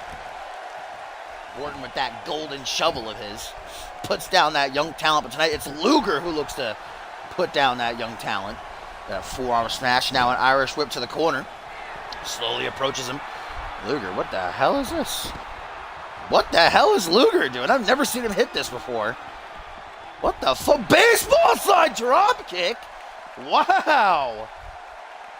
I've never seen Luger hit that before. I guess some new weapons in his arsenal since turning his back on his friends in the CMV universe. You saw Xander Slate and Randy Borton keep their distance. If they get involved at all, could risk a disqualification. Josh Wolf now knows the pressure is on. That baseball drop kick took a lot out of him, but he's not done just yet. Hammering away, Luger continues to get back to his seat. Irish whip now. Luger counters. Wolf rebounds off the ropes. Catches the knee as the work ethic titan drops him on his ass. Josh Wolf not done. The DDT properly executed. But look at this. Xander Slate, the OG dirty heel, calling over referee John Cone. I don't know why he's distracting him right now. Right about now would be a better time. On the hunt by Josh Wolf. But look at that. Slate calling Josh Wolf over, talking that trash at Wolf. The youngster, the new blood, falling for it. Allowing Xander Slate to distract him. Wolf could have had the match won right there if he went for the pin. But now Luger's back to his feet. Irish whip into the corner. Josh Wolf, although he was screwed out of the win right there, gotta stay in the driver's seat, gotta stay positive. Tim Lefebvre gone, El Guerrero Furioso gone. Josh Wolf now on his own, not a whole lot of allies backing him. Takes Luger to the top rope though. And a Luger superplex by Wolf to the former Alpha World Champion and the current #1 contender. Trip up though by Luger, no sells it right into a pin. Nearly a 3 count as well, just about stole it. Gonna try to unleash some elbows. It was looking like Luger was gonna go for there, but Josh went for the forearm smash instead. Now an Irish whip into the corner. The 2-time Rising Star champion with a tornado DDT out of the corner. Josh Wolf currently dominating Luger right now, guys. This would be such a huge win for Josh Wolf, who gets the cannonball senton that time. Tried it earlier and it didn't go so well for him. It'd be a huge win for Wolf and a devastating blow to Click. Kick to the back of the head. Stomp now onto the upper back. Luger, though, fights out of it. Arm drag now, puts down Wolf. And Luger with these desperation pins, man. Every time he gets an opening, bam, hooks the leg, tries to finish. Still, though, only a 2 count. Goes for a drop kick. Wolf in that reversal game on point tonight, though. Goes for a super kick. Luger with the calf kick. Busts Wolf wide open. That was a beautiful spot right there. Kick to the back now as blood rushes down Wolf's head. A nasty gash on his forehead. Going for that arm again is Luger. Wrenching it around. Now snaps it down to the canvas. Josh Wolf still out of it. Boot to the side of the head. Luger with a snapmare. What the hell is he doing, though? Just back it up, doing a little bit of moonwalking. Punch to the top of that chrome dome. Looks like a powerbomb might be inbound with some authority behind it, too. Jesus Christ, that was nasty. Luger not done. Nope, jawbreaker by Josh Wolf, but I got blood all over. Oh! Wolf! The DDT, but a whole lot weaker than the first time he hit it. You can tell that Wolf is drained here as Xander again calls for Wolf's attention, and again Wolf falls for it, which allows Luger to get back to his feet. Now Luger going to catch Wolf from behind. The distraction pays off. Into the corner, goes for a drop kick. Wolf moves out of the way, punch to the midsection now. Josh Wolf kick to the gut. Front headlock. Fireman's carry takeover. Down on one knee. That gas tank is running on empty, guys, but Josh Wolf is not quitting. Lines up the shot. Josh Wolf goes on the hunt again. And Borton's praying right now. He does not like the way this match is going for Bob Luger. Holy shit. Middle of the ring. Wolf hooks the leg. 1, 2. Only a 2 count, though. Not going to be enough to put down Bob Luger, especially after he didn't even have to kick out of the first one because Xander caused that distraction. Forearm smash now. And Bob Luger seizes the opportunity. Coney Island Cyclone into the pin. 1, 2, 3, and Bob Luger victorious with Tim's own finishing maneuver. Disrespect, insult to injury. But Luger is victorious after Josh Wolf gave it just about his all. What a fight.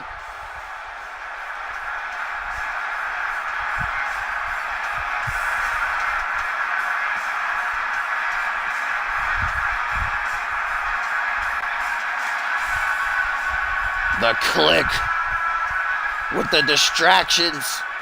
Josh Wolf falling for him. Thought he might have had it after the second on the hunt. Look at this by Luger. A fucking baseball slide drop kick. There's the DDT, but here's what did it in. A Coney Island Cyclone. Josh Wolf already busted open, already beaten down. The numbers game overwhelming him tonight as Luger gets the win on the season finale. And the rest of Click joining him in the ring. And there it is. Too sweet, me baby.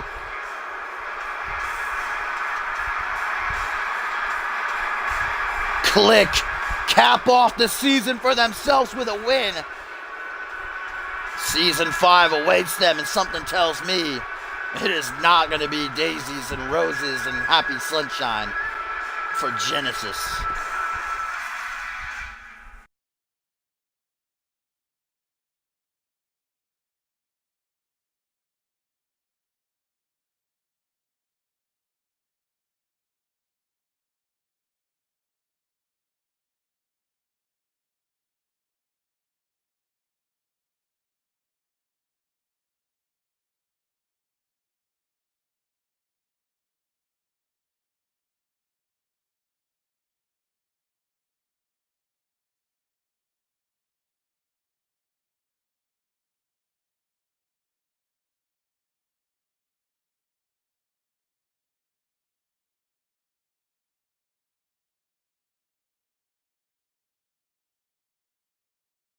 All right, my friends, we are closing in on the final moments of the last Genesis this season, edition number 99. I see you, Albius.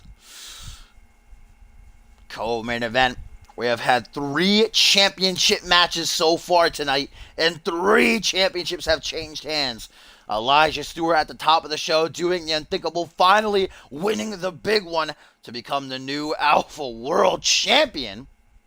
Then we had Alistair Knox tap out John Reed in that triple threat to become the new Anarchy Champion. And then Imaginary Friends knocking off Rise to win the World Tag Team titles. Now it's time to find out if it will be 4 for 4, if Guri Sukhanov will be the only man to successfully retain his title and head into Season 5 with it. Zach Cage earning this opportunity after defeating Chris Andrews in last week's main event. Of course, backed up by Katasuke, dispatched by Cole Savage. I'm sure Cage and the rest of the friends of Cole Savage not too happy about what happened at the start of the show, but a chance for Gold to be brought back into the group here. if Cage become only the 6th man ever. Only 5 times, guys. 5 times has Guri Sakhanov been pinned or submitted. 4 times pinned, only once submitted. Can Cage be the 6th? And can he capture only his 2nd ever singles title? He's a former Anarchy champion. Of course, he and Nick Blake holding the World Tag Team titles for 5 months this season. No, Guri Sakhanov, man. Last week he brutalized Marketell. It was actually a pretty good back and forth matchup, but in the end, Guri Sakhanov did what he did best. He just fucking demolished Marketell. Guri's held that title since Ascendance. Already 3 successful retentions behind him, 2 rather. He retained that triple threat back at Battle Scars, remember, over Dual Maxwell and Bison. That's no easy task.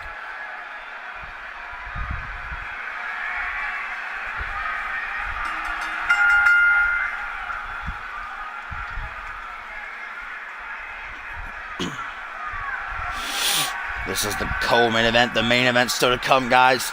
Bryce Hurt and Dave Turner finally going to be in the ring, face-to-face, one-on-one, and one of them will not be coming back next season.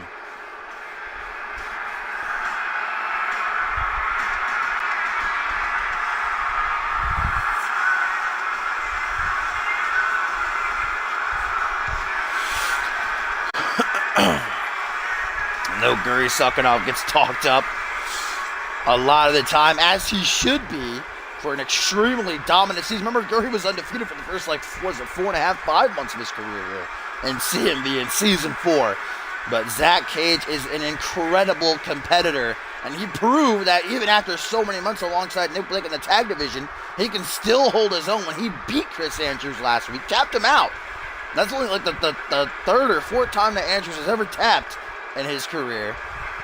It was an impressive win by Cage to earn himself this opportunity. Now let's see if he can earn the championship, if he can tap out the Russian Ogre, or maybe even pin him. It's not going to be easy. And here's a tweet, guys, from Click that says, being the good guy is a 4. Click is here, and things will change. Little winky face.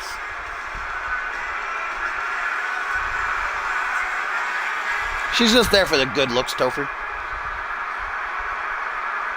And a tweet here, guys, from Sean Ken says the Click are a bunch of cowards that can't fend for themselves. No wonder Bob Luger joined them. Hashtag sour milk. Hashtag dirty slate. Damn, some trash talk there by Sean, who took an L earlier tonight in that 6-man tag. We're already seeing a bit of a rebellion start to form against Click, but everybody who stepped up to them has been chopped down. Tim LaFave, El Guerrero Furioso, now Josh Wolf, as here he comes. The 6'7", 6'8", somewhere around there, 400-pound Russian Ogre, Guri Sakhanov.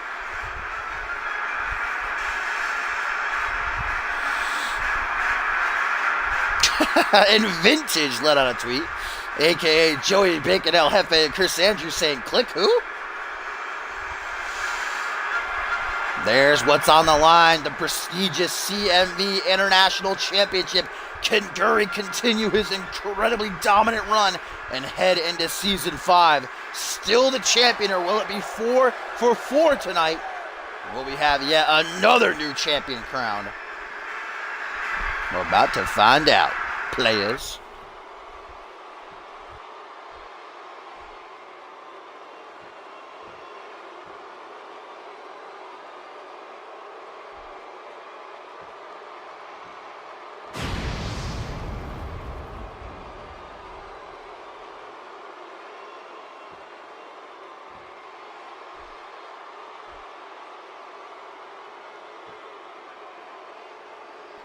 All right, here we go. The challenger, ladies and gentlemen, Zach Cage, looking very, very, very focused.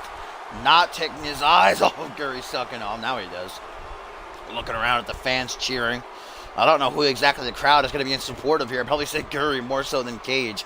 Cage has a bad attitude and they know it. And he's got Kanosuke backing him up. A portal could be open at any point here. I don't know if Guri would fit through a portal, though, to be honest. As there he stands, man. That's what Zach Cage has got to get through in order to add another title to his resume.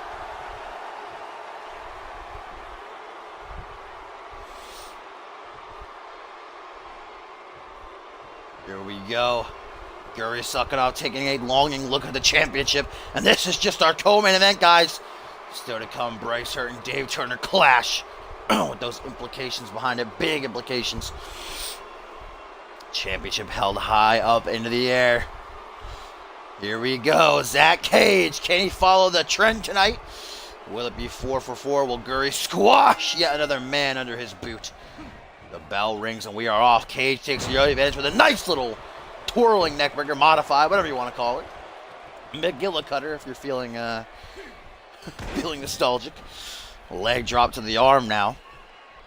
Seems like Zach Cage already is targeting every single limb he can. Now going for the legs, but he can't even fit over there. Guri's too big. Oh, there we go.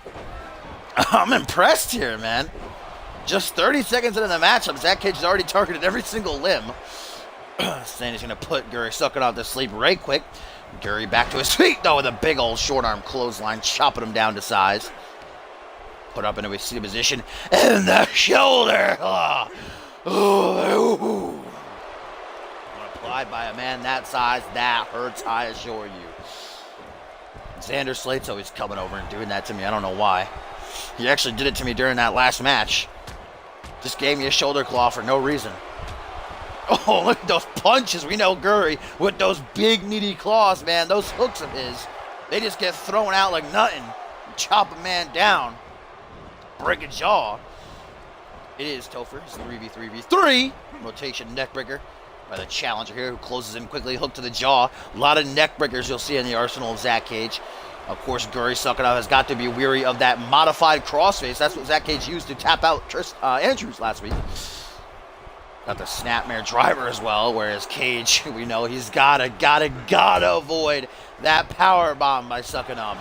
Not a whole lot of men have been able to kick out of that. The only one that comes to mind is Bison. I think he's like one of the only guys to ever kick out of that.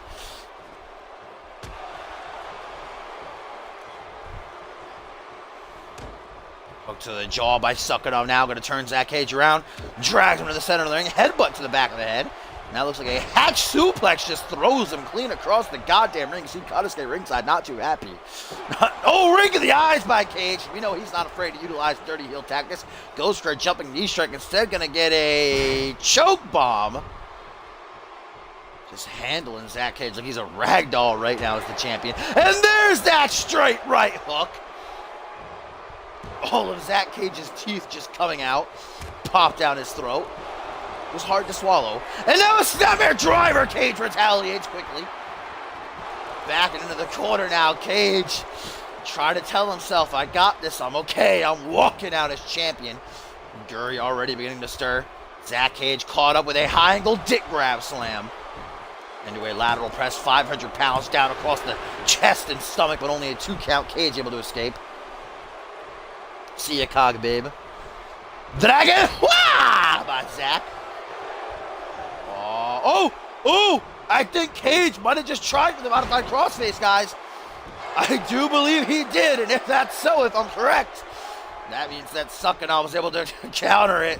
And that is nothing but bad news for Cage. Guri now just stomping on him over and over again. Brings Cage to a vertical base only for another straight right hook. Not looking like a very bright future currently for Zach Cage. But he's not giving up just yet. Cage lets out a woo! He's still feeling it. He's still alive. He's still ready to go. Not giving up just yet. Goes for a clothesline, gets it off. Another clothesline, gets it off. Guri sucking up back to his feet. A third clothesline. Now Guri scrambling, finds himself a seat in the corner. Cage slowly approaches him. What's he going to try for here? Nope, took too much time. Guri reels him in. Back elbow, though. Back and forth they go. Tit for tat. Reversal fest ensuing. And yet another neck breaker by Cage. The master of the neck breaker.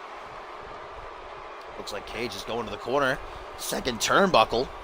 Beckoning for Guri Suckanov, the champion, to rise up to a vertical base.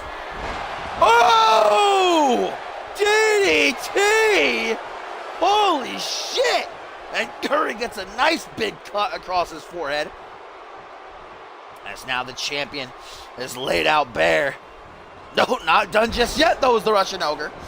Arm drag puts him down, and Guri realizing he should probably stop playing with his food, I should say. And gobble it all down as the champion with that debilitating powerbomb 1, 2, 3. No, not a 3. Woo! Holy camole, mamma mia. Guri letting everybody know that that doesn't matter, though. The pain can still be coming. Cage becoming one of the very few men to kick out of that powerbomb. It's now Cage! Cage! Cage! Into the modified crossface! He's got it locked in! Will Guri be forced to tap? Yes, he will! 4 for 4! New champion! Zach Cage is the new international champion! Becoming only the 6th man ever to defeat Suchanov, and in doing so, captures the international championship. Holy shit! Zach Cage taps out the Russian. Look at this from the top rope. What a DDT that was. And I can't believe Zach Cage was able to survive this powerbomb. Holy shit. I don't know how he kicked out of that, but he did. And then as soon as he got an opening, dropped down to the canvas into the crossface.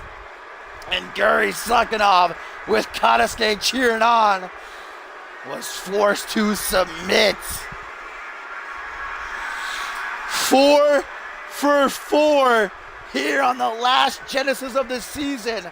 New Alpha World Champion, new Anarchy Champion, new World Tag Team Champions, and now a new International Champion.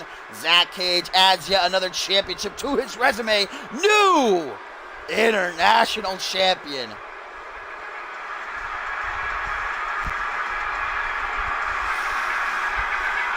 What a victory for Zach Cage. Mamma mia. Holy shit. At least Cole Savage and friends aren't going home entirely empty-handed tonight.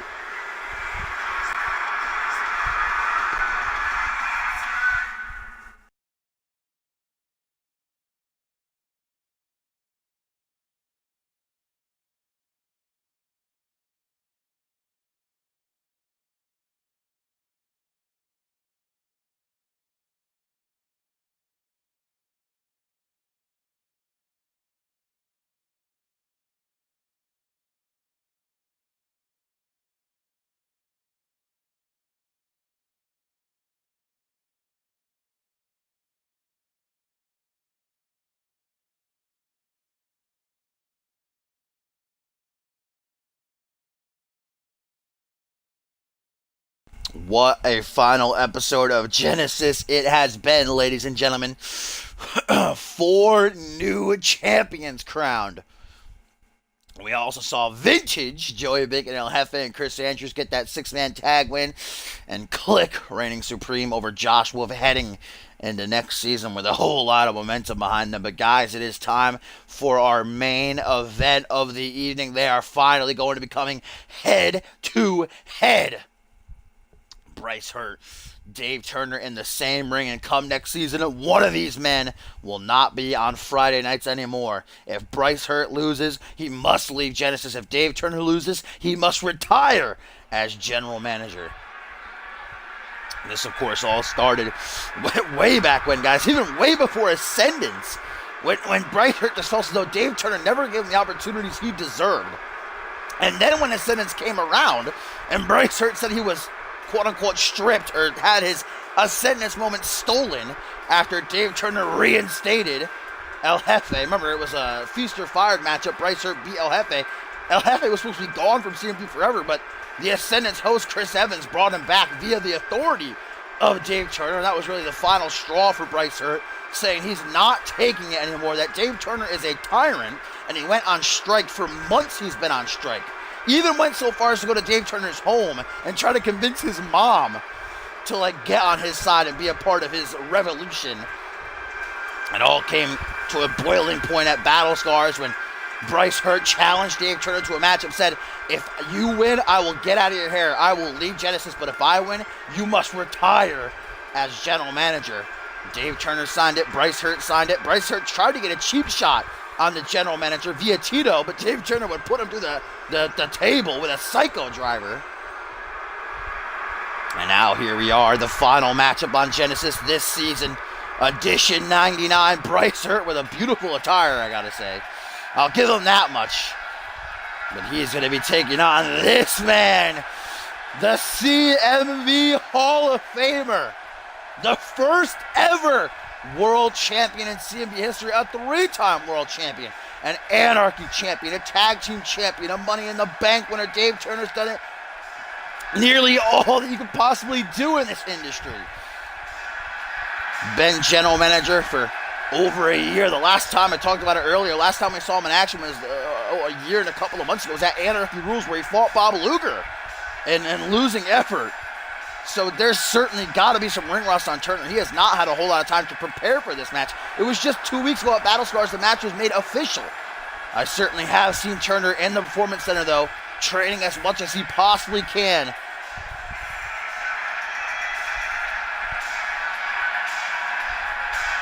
This is it, guys.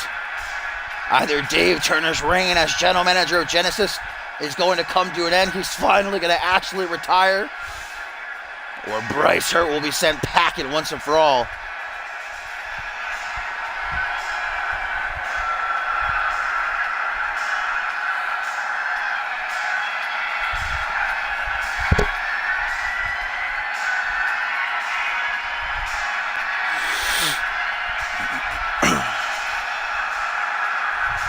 I gotta say, even though I don't like the implications, I don't like Dave Turner's chances, because let's face it, Bryce Hurt is an incredibly talented in-ring competitor, a former light heavyweight champion, held the title for 3.5 months. And even though he's been out of action for, about a month and a half, that's still nothing compared to Turner. As Bryce Hurt gets the early advantage, man, these two have been fiending to get their hands on each other. And it's finally happening as Bryce just taken. You already see the ring rust is in effect here. As Bryce stomps away at the general manager. Season 5 is upon us, and one of these men will not be a part of it on Friday Night Genesis. Oh, cross-arm neck breaker now by Hurt. And I don't know who could possibly fill in for Dave Turner. There's got to be some sort of plan there. There can't just not be a general manager. So if Turner does lose here, which, God, I hope he does not. I'm going to be biased. I don't want Bryce Hurt to win. But if he does, who's going to fill in? Chop by Turner right to the fucking skull. Jeez Louise. Looks like a shoulder claw of doom. The Don Bishop has offered to take over as general manager of Genesis. That would be something. Comes out here every week bleeding all over the place. Just making barroom brawls. Spine buster! Woo! Shades of his fellow Hall of Famer and former tag partner Paul Anderson. Double boost though by Bryce Hurt. He's the star of this show, he likes to call himself. Continues his onslaught with a little sit-out powerbomb. This is a clean singles match. Disqualifications, countouts, all of that are in effect. This is the first man to gain pin or submission in the ring. Or it would be seriously unfortunate if this ends via disqualification or countout. But it can happen that way. And we've seen Bryce win in the past via countouts and disqualifications. That chop block just about took Bryce Hurt's knee off. Jawbreaker, though, closes in with a neck breaker. You can just feel the intensity between these two. It's palpable in this arena right now. Dave Turner hooking the arms of Bryce Hurt here. Going to drop him with a butterfly pile driver. That's not great. Oh, up to the top rope. What the hell is Dave Turner doing here? Elbow drop by Turner. All right, knock that ring rust shit right out the window. Dave Turner letting everybody know he can still hang, brother. Bryce Hurt, though, not letting him shine in the sun for very long with a face plant. Now it's Bryce Hurt to the apron. Hurt you don't see fly very often. Springboard, frog splash attempted, and that's why backfires for the former light heavyweight champion as the Hall of Famer now goes back to the shoulder claw.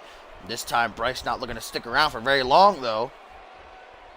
It's a big old punch off to the midsection, a crack to the jaw as well to bring it all together. Irish whip. Now Turner goes into the corner. Bryce Hurt slowly approaches, tosses him out. beckons for Turner to come at him. Runs right into the turnbuckles, then a mule kick. Clocks him right in the face.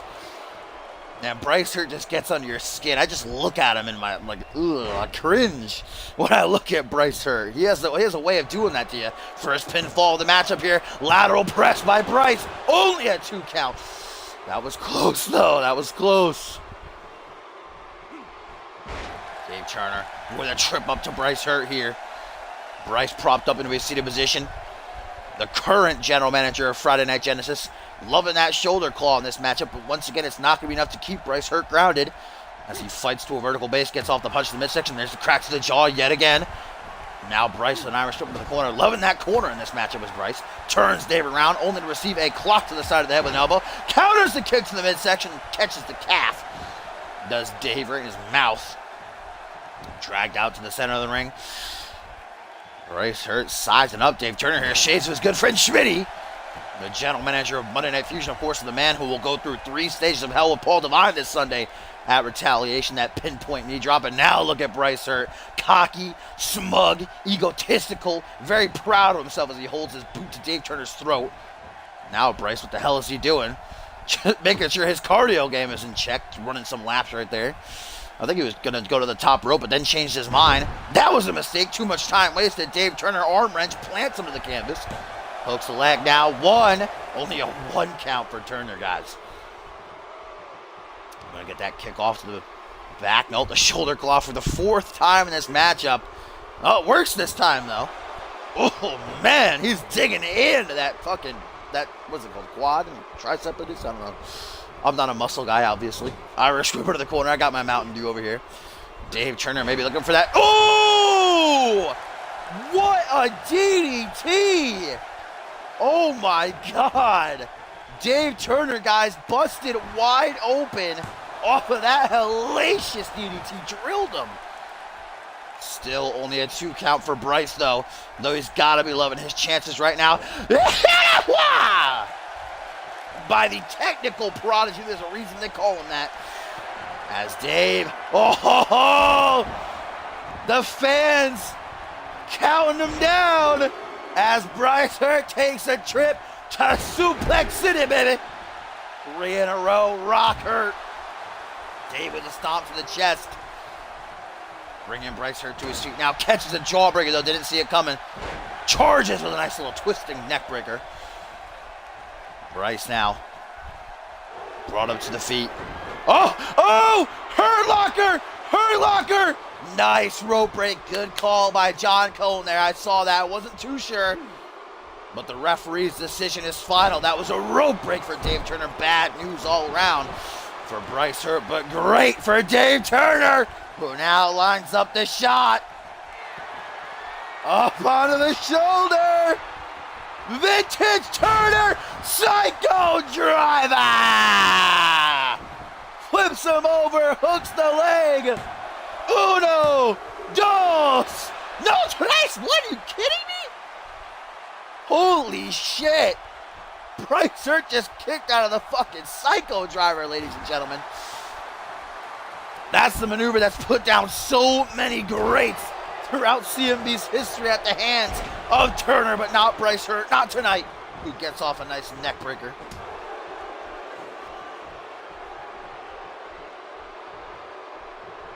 Looks like Dave Turner's going to go to the well yet again for another butterfly pile driver, working on that head.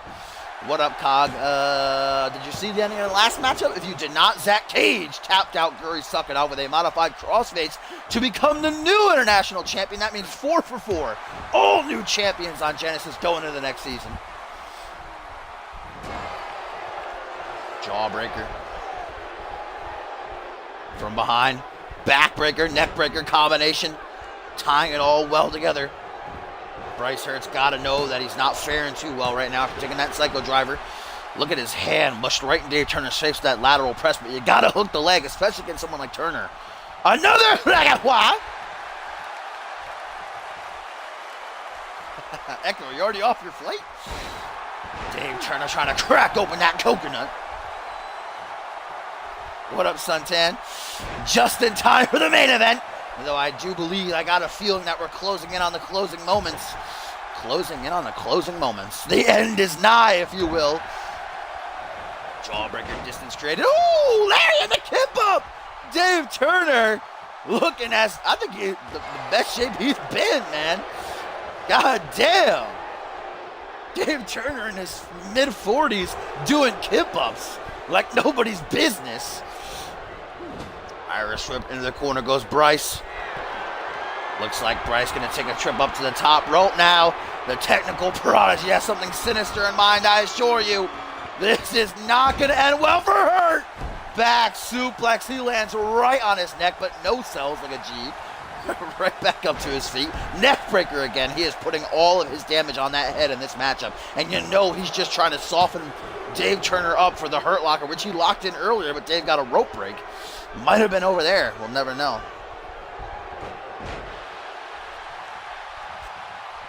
Dave Turner once again with the Dragon. Picking off that leg of Hurt now as he's brought to his feet. Gonna take a trip down to Suplex City. Once again with the fans counting along. That is now 6 German suplexes in this matchup to Bryce Hurt.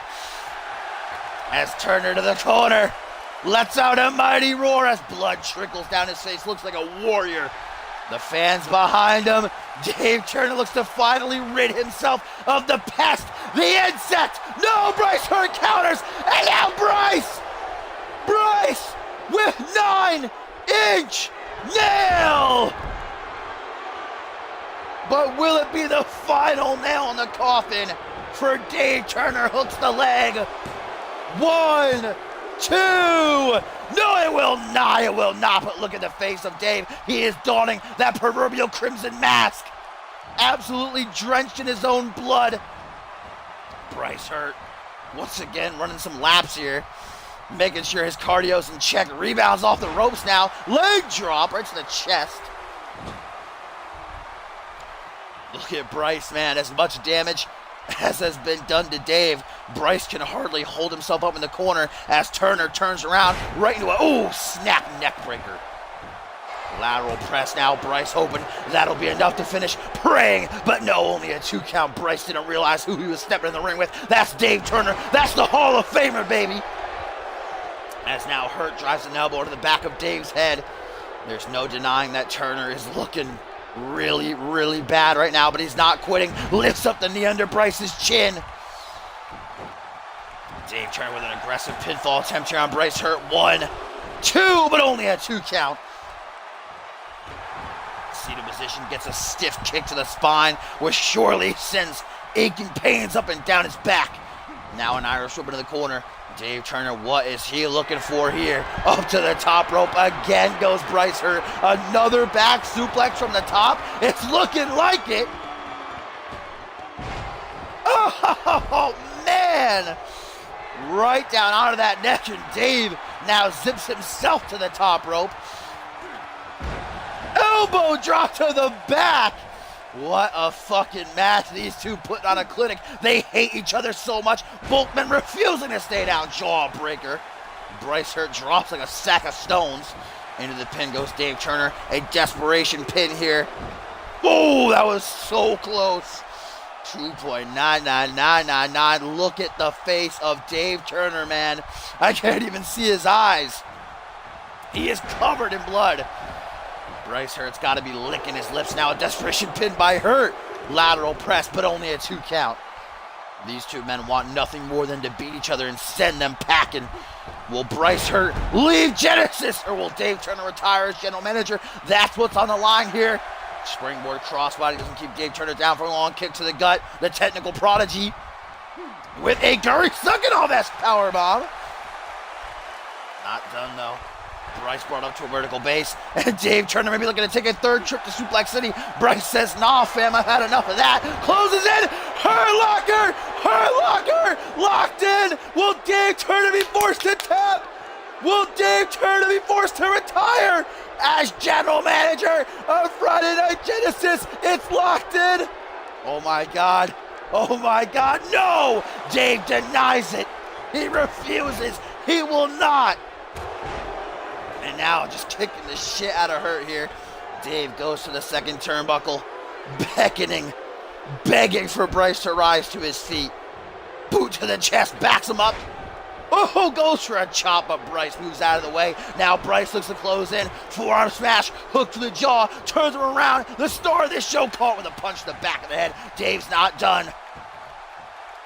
From behind. Oh, turning him out with that back suplex. And Dave drops a double axe handle, getting jiggy with it. Who knew Dave Turner was so funky? I didn't. But that funkiness not going to help him out too much. Bryce back to his feet, catches a jawbreaker. Turner now closes in. Turner! Look at the footwork. Look at the footwork. Take this one, and one for your mother too. Bam! Clocks him in the face. Dave Turner now into the pin. Will that do it? 1, 2. No! He has 2 count. Paying homage to El Jefe with that dropped double axe handle. You see Dave Turner holding his head, man. He might have a concussion at this point, but he doesn't care. Not quitting. Neither is Bryce Hurt, though. I gotta give both these men credit. This has been an incredible matchup. One of them will be gone come next season. Will it be Bryce Hurt, or will it be Dave Turner? The technical products are going to make sure it's not him. With a single knee gutbuster, sets Bryce up in position. Turner backs into the corner. Oh my God! Oh my God! Turner! What is this? Discus punch! Yeah! Drops him with the hook to the jaw. 1, 2. No, are you kidding me? Holy shit! What is it gonna take to keep down Bryce Hurt? Forearm smash. Bryce now an Irish whip into the corner. His jaw is jacked. It might be broken. Into the corner goes Bryce. Elbow drop. Dave Turner dominating Hurt these past couple of minutes. Elbow drop connects beautifully. Looks like he might have hurt his elbow though on the way down there. Goes for a jumping cutter. Bryce Hurt says you ain't no just insane, fam. Now catches him too quick as Bryce Hurt for Dave Turner. Backbreaker, neckbreaker combination once again in this matchup. Now Bryce going up to the top rope. What the hell is Hurt gonna go for here? This is a big risk being taken as he points to Dave Turner. Waits for him to get to his seat. Turner having no idea where he is. Drop kick to the chest. Lays out the general manager of Friday Night Genesis. Grabs him by the ears, tries to bring him up to his seat. Dave Turner says, I don't need no help, fam, but thank you. Short arm shoulder block, chops him down. Aggressive pinfall attempt by Dave Turner now. Make sure to hook the leg, though. 1, 2 with that mean face. He looks right into the hard camera. Blood in his eyes, all over his nose, getting into his mouth. He tastes that iron. Forearm smash, might taste it more now. Scoop slam attempted. Dave Turner drops down behind. The push creates some distance. Now Turner closes in. Looks for a gunslinger. Dave Turner not done. Turns Bryce Hurt over. Bryce Hurt, I should say, drags him to the center of the ring. Flops him over again. And a headbutt to where the sun don't shine, playa. Goes for a kick to the chest, but that just pissed Bryce Hurt off. Who now closes in, gets a punch to the pec, goes for a chop. Not close enough, and another neck breaker by Bryce Hurt. Bryce! Hurt locker again! Hurt locker again! No, Dave, hold in there! Dave, hang in there! Don't do it! Don't tap, Dave! You can survive! Dave! Locked in the Hurt locker, will he tap? Oh my God, will Dave Turner tap? No! Again, Turner denies Bryce Hurt the satisfaction of making him tap. He breaks free. The face of a warrior, but unfortunately him. What the hell? Bryce Hurt! Holy shit. Holy shit! Hurt! DDT by Bryce Hurt! Holy shit! This is awesome! Clap, clap, clap, clap, clap. This is awesome! And now Turner's lifeless carcass thrown back into the ring. Springboard, crossbody just to make sure the job is done. Goes for a stop. He should have gone for the pin. Discus forearm smash, chops him down. Dave Turner, though, just refuses. Just keeps battling back. Goes for that combination again. Shut down, though, by Hurt. The star of this show now with a lifting reverse DDT. These two men have literally done everything to each other that's in their arsenal. We've seen the Psycho Driver. We've seen 9 Inch Nail. We've seen the Hurt Locker. We've seen the combination. We've seen the Superplex. We saw a Suicide DDT. What is it going to take? Bryce now in the corner, trying to regain some stamina.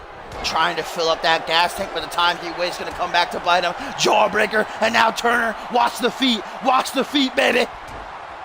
Woo, Turner's feeling it. The fans behind him. The CM Universe in his corner, rocking him with that hook, baby. Bryce Hurt pops right back up. He's got that fucking jaw of steel tonight. Stop down onto the arm. Bryce Hurt, if he locks in that Hurt Locker again, I'm sorry to say, I do not think Turner's going to survive. Targeting that cut now is Bryce. Just hammering away at it. Slams him face first into the canvas. Now into a pin, brutalizing his foe here, but still a kick out from Dave Turner. Holy shit, this match.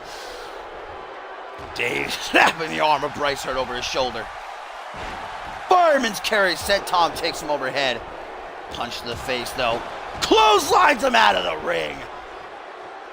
Bryce Hurt says, get the hell out of here. This is my ring. This is my show. Savage will go for the stomp to the thigh. Looking to make sure that Dave Turner can't walk, can't use his kicks, his knees. Jawbreaker now. Bryce Hurt steps back. Dave Turner says, no, I know what you're thinking, Bryce. Hurt, no, I would not put it past Hurt. Oh! Dave Turner with the Psycho Driver! Flips him over, hooks the leg. Uno, dos, tres. Are you kidding me? How? Bryce Hurt kicked out of the Psycho Driver again.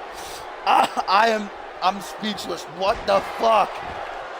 Now Bryce gonna try to steal it. Backslide driver into the pin. Shoulders down, but just a 2 count. Oh no! Bryce! Bryce with the Hurt Locker! Again! Locked in! Dave Turner struggling! Oh my God! Hurt Locker applied! Dave! Will he tap? No! Yes! This match! Dave Turner having 0 of it, having none. Escapes again out of the Hurt Locker. Holy shit. These two have put each other through the goddamn ringer. Whoever walks out of this the victor deserves it. I don't care if it's Bryce Hurt. Oh my God, reverses whatever Turner was going for there. Reverse DDT. And now Bryce with spit at the corners of his mouth, with sweat beating down his forehead, says enough is enough. 9 Inch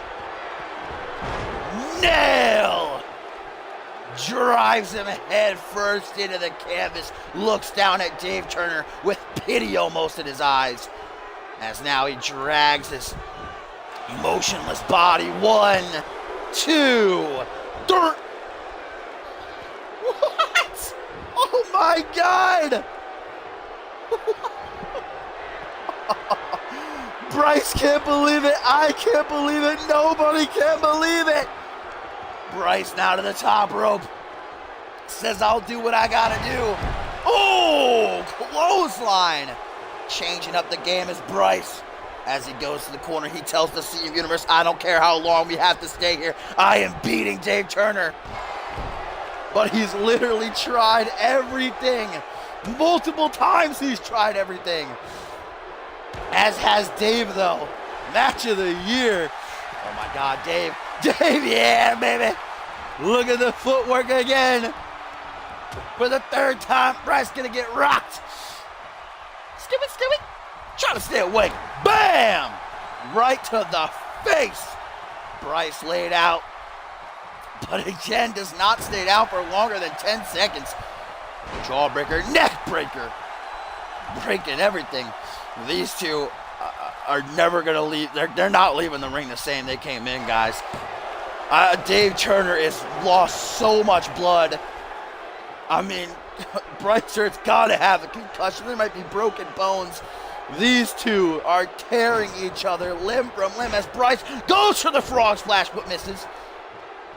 And now this is Turner's opportunity as he backs into the corner, revving it up, waiting for Bryce to turn around. This yeah, boy, shit. Could this finally be it? 1, 2, 3. Yes, Dave Turner does it. Holy shit. Dave Turner beats Bryce Hart. See ya, Bryce. Goodbye. Have a good life.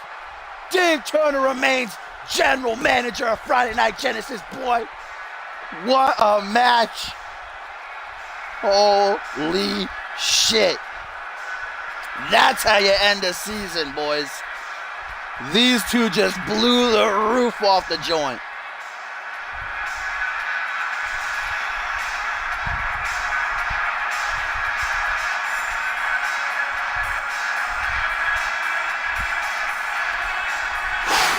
Mamma mia, I'm not going to have a voice for retaliation, guys. I'm not going to be able to talk. It's going to be a silent pay-per-view. My God. One of the greatest matches this season, if not the greatest. Oh, these two. God, like peanut butter and jelly. Just meshed so well together. The hatred was on there. They took each other to the limit and back. Dave Turner returns to the ring after a year. Puts down Bryce Hart. And now Bryce got to go find himself a career someplace else. Dave Turner going to remain general manager come next season. This is his house and ain't nobody going to kick him out of it.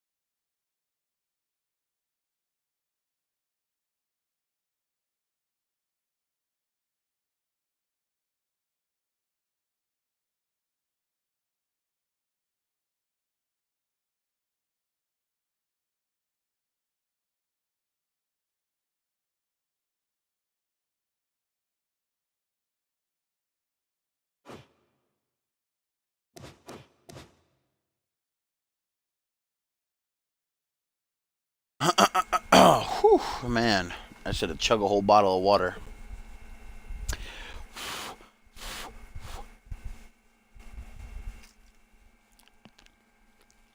All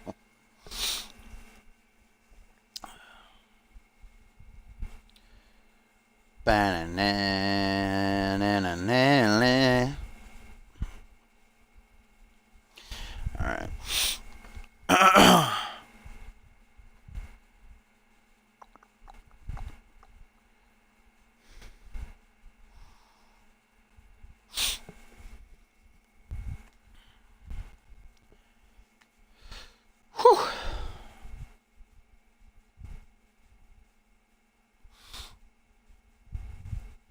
Hey, Dynamic, you get to pick the match type, brother.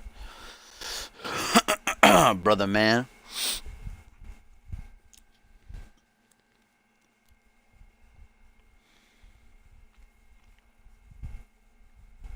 Oof, I'd take a piss so bad.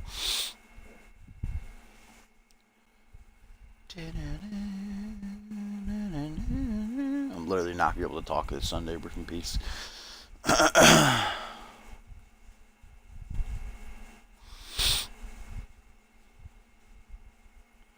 That classic four-way pick. Who'da thunk it?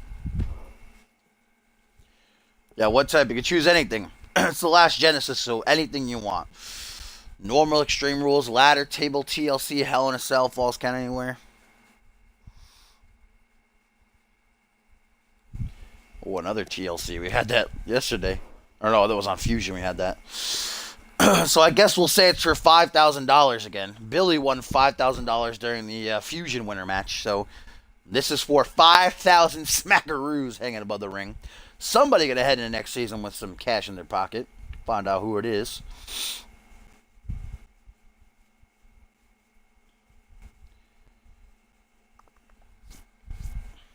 No, fuck you, Dynamic. You can't pick again.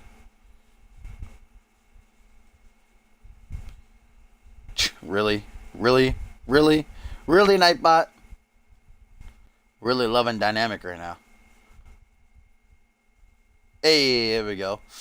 Big Al. Get to choose somebody. Okay. Lesai. Batman, if you're still here. You can pick. Seriously. Hey, Topher, you can pick. I don't think Batman's here, so ooh, I get to pick. So Albius, Topher, myself, and hey, Suntan, there you go. Suntan slides into the winter match as always. Classic Pierre and the Fatal 4-Way.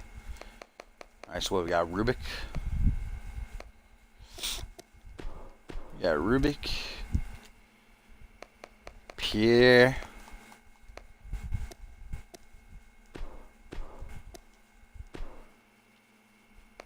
El Jefe.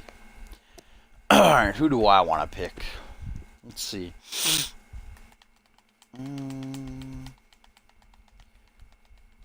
What about the new fella? Diamond, are you here? You're still here? I'll put Justin Dynamite in if you're still here.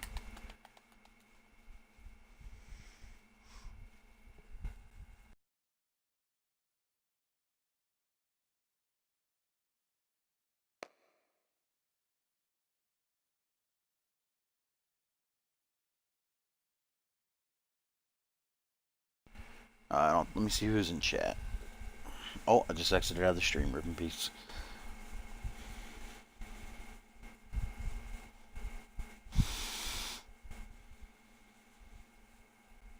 Oh, rip now. I can't see who's in chat because it refreshed. Never forgetty.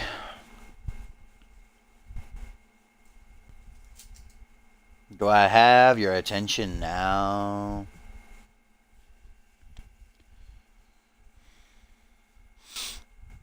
Come on, bring up the viewer list.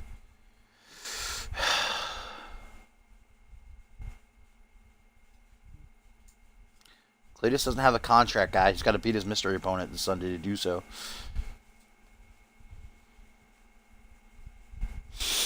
Alright, it's not letting me see the viewer list, so rip in peace. I don't know who's in here. Maybe, let's do a little bit of rando. Duo Maxwell? Echo, are you still here? If Echo's still here, I'll choose Duo.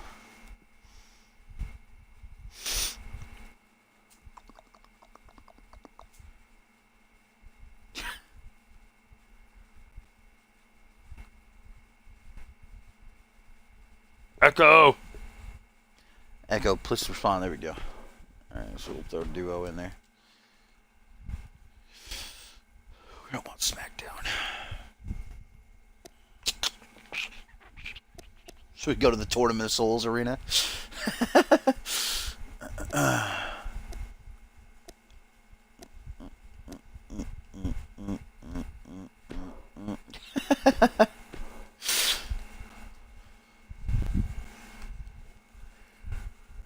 Jesus Christo, Topher.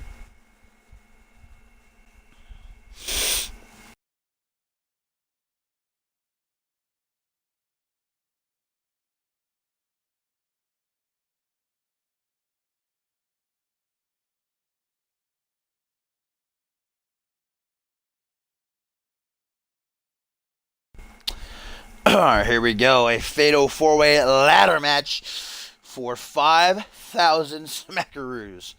We actually saw Billy Weaver win a 4-way TLC on the Fusion bonus matchup. So he is walking in next season with $5,000 worth of moonshine, I'm sure.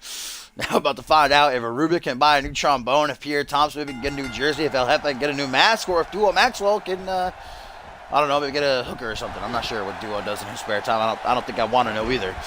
Of course, there are tables and chairs involved as well. Rubik has experience in ladder matches. Just lost his light heavyweight championship at Battle Scars in a ladder match. Duo's participated in Money in the Banks before. Pierre just participated in Money in the Bank at Battle Scars, whereas El Jefe, the only man here, did not have ladder match experience. Duo Max will be able to drop down that ladder with the scoop slam.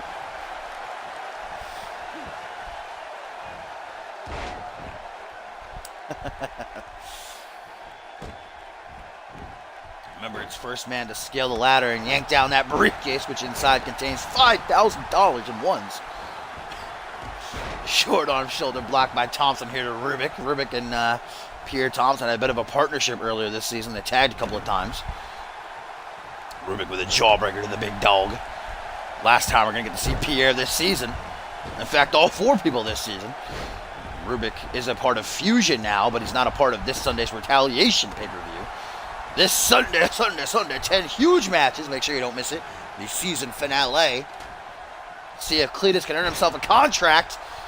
Got to defeat his mystery opponent to do so. So we're going to see two former light heavyweight champions scale the ladder.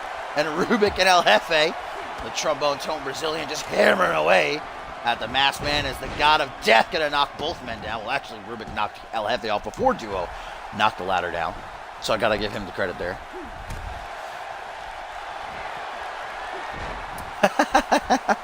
Big fucking toss by Maxwell as Rubik once again goes to grab the ladder. He wants that $5,000. That new trombone is calling his name. The custom-made trombone, gold. But Pierre just pushes him right off as soon as he starts to climb. Now Thompson saying he wants to go out the season with something at least. Trying to attack his enemies with the ladder. There we go. Down goes Rubik. Now it's El Jefe's turn.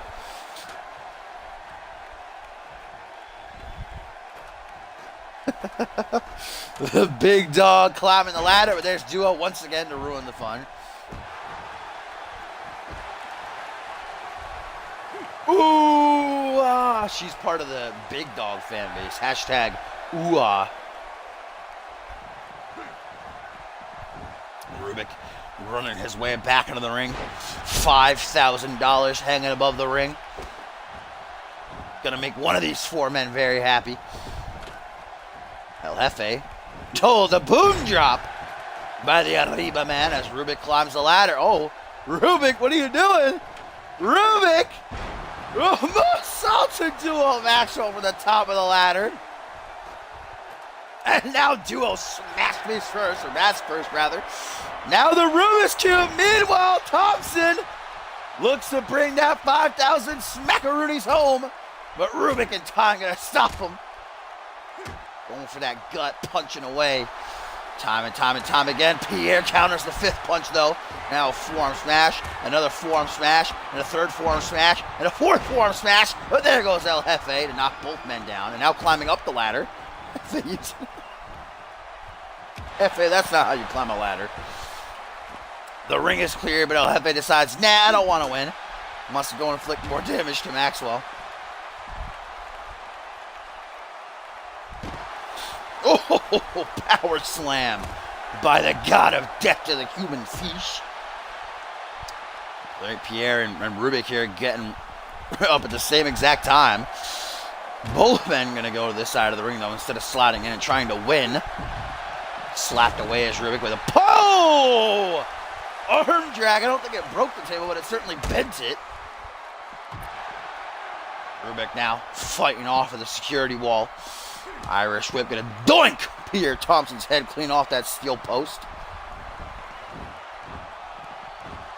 El Jefe now back into the ring, as is Rubik. Rubik gonna grab the ladder, looking to set it up and win the $5,000. Front headlock by El Jefe here on Duo. Lines up against the ropes. El Jefe! Okay, why did Rubik just drop the ladder? I don't know. Going for the table. Looking to introduce a bit of mayhem while Hefty with the spaceman plancha to the god of death.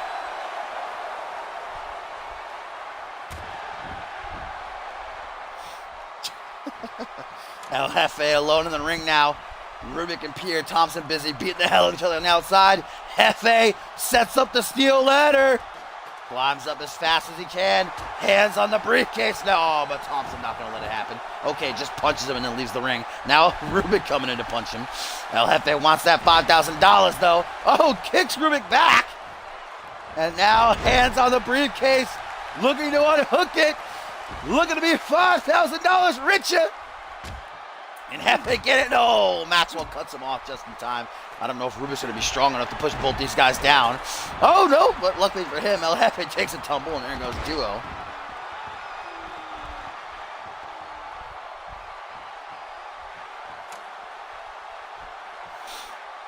Picks up the ladder. Does the former light heavyweight champion, sets it up, perfect position right underneath the briefcase. Rubik climbs up as quickly as he can. Rubik looking to end the season with $5,000 in his pocket. But he's cut off. And now a powerbomb nearly on the ladder. Lucky that didn't happen. Thompson going to follow it up, though, with nothing good. Oh! The highlight onto the ladder, Rip Rubik. Meanwhile, here comes Duo out of nowhere looking to climb up the ladder. The big man, Duo Maxwell, the god of death, has the briefcase in hand, and Duo Maxwell gonna be $5,000 richer. Maxwell literally did like nothing in this match. He pulled that MLP.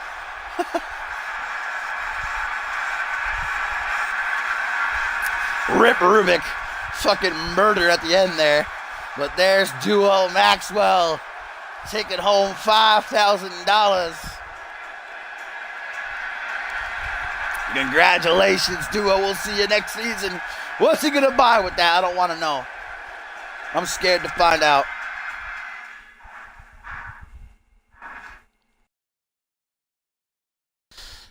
All right, guys, as always, if you like what you saw and you want to see more, make sure that you do follow me. That was, like Topher said, probably the best Genesis all season. Absolutely amazing. 4 new champions going into next season, and what a main event. Match of the year worthy that was between Bryce and Dave Turner. But the season is not over yet, guys. This Sunday, the Fusion exclusive pay-per-view Retaliation gonna send us on our way. Gonna bring an end to things here on 2K17. And then we will be going on our break, and we will be returning October 30th. That will be when Season 5 begins on 2K18. 2K18 coming out next week, player. I hope you're all excited. I certainly am. It's going to be an awesome new season, so if you want to be a part of it, go on over to communityuniverse.4emotion.com. !join in the chat. We'll give you a hyperlink.